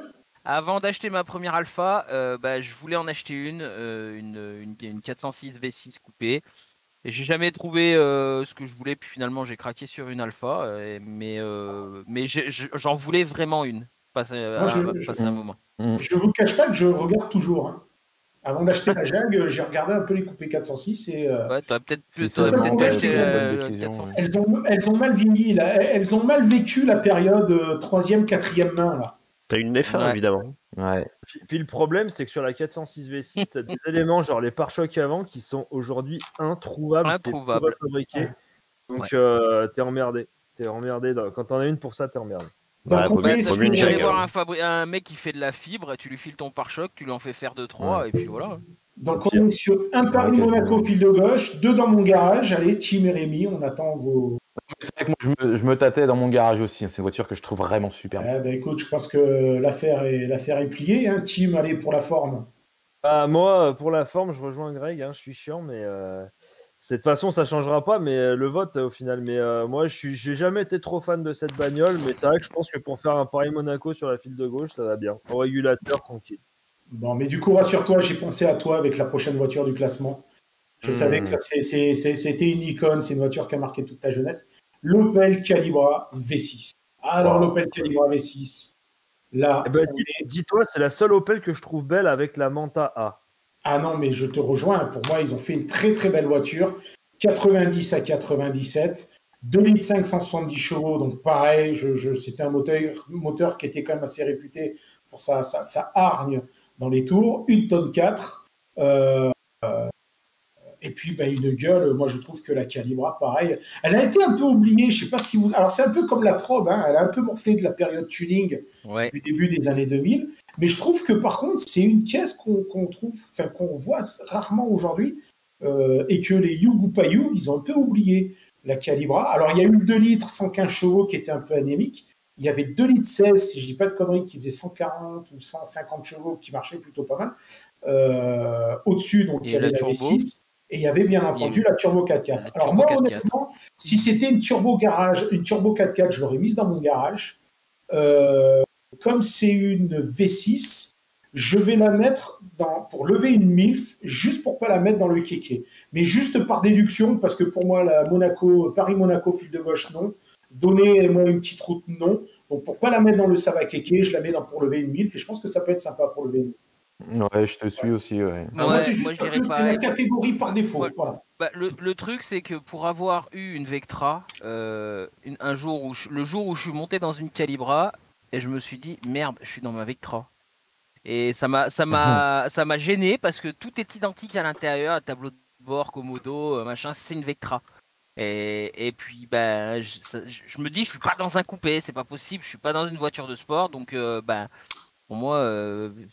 C'est une Vectra, quoi. Donc, 1000 ou kéké. Qui n'a pas voté? La Greg et non, Tim aussi, tu... moi, j'aurais... Ouais, vas-y, Tim, vas-y. Moi, alors, pour l'anecdote, j'avais un contrôleur technique qui était réunionnais, donc il n'a pas aidé à faire les clichés. On avait une tuning avec les mêmes pare-chocs que la Probe, tu vois, les trucs dégueulasses. La peinture, une espèce de peinture, tu vois, rouge perlé, dégueulasse, des gros flamings violets, avec les jantes chromées, tu sais, les jantes Noroto chromées, tu vois, le truc qui va bien. Donc, pour moi, même si je la trouve belle, et je suis sûr qu'en Turbo 4x4, j'en voudrais une dans mon garage direct, je la laisse dans Sava kéké parce qu'elle m'a marqué comme ça quand même. Donc, voilà. Bon, donc, on est sur 2 kékés, 2 MILF. Écoute, c'est Rémi qui va départager tout ça. Hein. Ah non.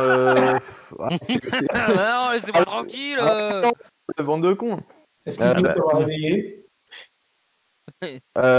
Écoute, malheureusement, je pense que je vais la descendre dans Sava kéké, parce que c'est vrai que pour le coup, je rejoins un peu Tim, c'est une voiture qui transpire malheureusement, qui s'est imprégnée de cette période dégueulasse du tuning des années 90. Juste pour répondre vite fait à El Junito là, qui nous pose, oui, on reprend toutes les semaines, on a 4 voitures qu'on vient placer dans la tier list. C'est des règles...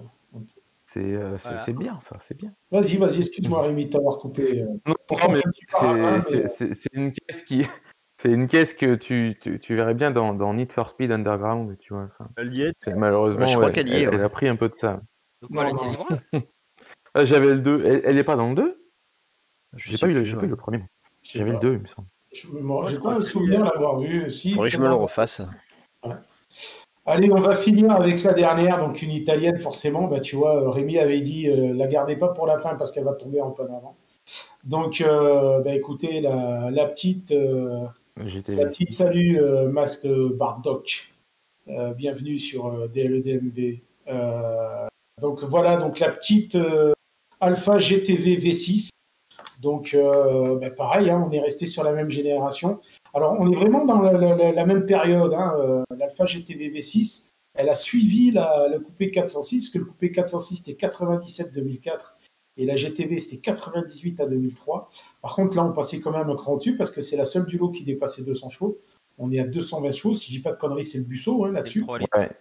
Voilà, Il y avait le 2 litres, il y avait le V6 turbo. Il y avait le V6 turbo, voilà. Voilà, il y avait le 3 litres et il y a eu le 3 litres 2 aussi. Il y a eu le 3 litres 2 à la fin, ouais, qui était. Mais je crois qu'il y a eu des 2 litres 5 aussi. Peut-être, ouais. Non, il n'y a pas eu de 2 litres. Il y a pas eu le 2 litres 3 5. litres et 3 litres 2, je crois. Oui. Ouais. Non, ça fait 2 litres Twin Spark, 2 litres, comment il s'appelle là, le pas Twin Spark, la merde, j'ai perdu le nom. JTS. Le Voilà, JTS. JTS, Sur les phases 2. Voilà, il y a eu les 2 litres turbo, les 3 litres 12 et 24 Et 24, ouais. Oui. et le 3 litres 2. Alors donc Voilà. du coup, ben, l'Alpha. Le plus vendu, c'est de toute façon le plus vendu, c'est le 3 litres en V6 et il faisait 220 chevaux.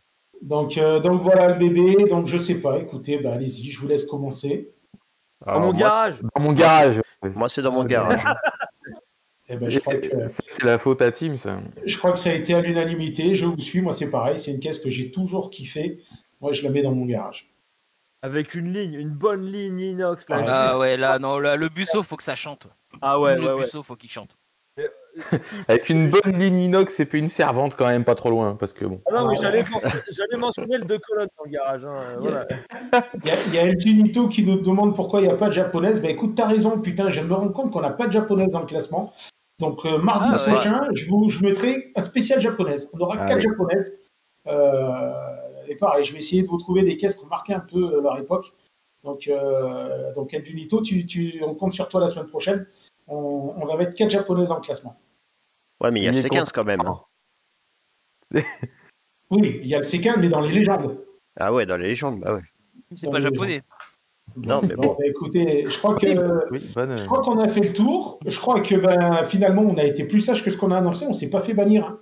Non. Pas encore. Ça, Donc, je le saurais demain. on se fait 10 secondes de nos limites, là, billes, couilles, le chat. La chatte. Toujours cette chatte qui revient. Hein. Mais moi, je parle de la chatte de ma voisine, là. D'ailleurs, t'as vu, c'est marqué en des dessous. croquettes, des fois. Si vous êtes comme moi sur Twitch, sur la chaîne de Twitch, c'est marqué Just Chatting. Oui, c'est ça. Voilà, message, qu'est-ce qu'on fait? ça. On chatte. Voilà, on chatte. Et ben, chaton alors. On chatte. Ah, tu vois, attends, en tout cas, on dit chat, bite, couille, on est 14 du coup. On a gagné des auditeurs. Putain, bravo les mecs, bravo le level, quoi. Dès que tu parles de cul, ça y est, il y a du monde qui débarque. Putain, mais il y a ça qui vous intéresse, hein, c'est pas possible. Hein. Alors, on a le public qu'on mérite. Hein.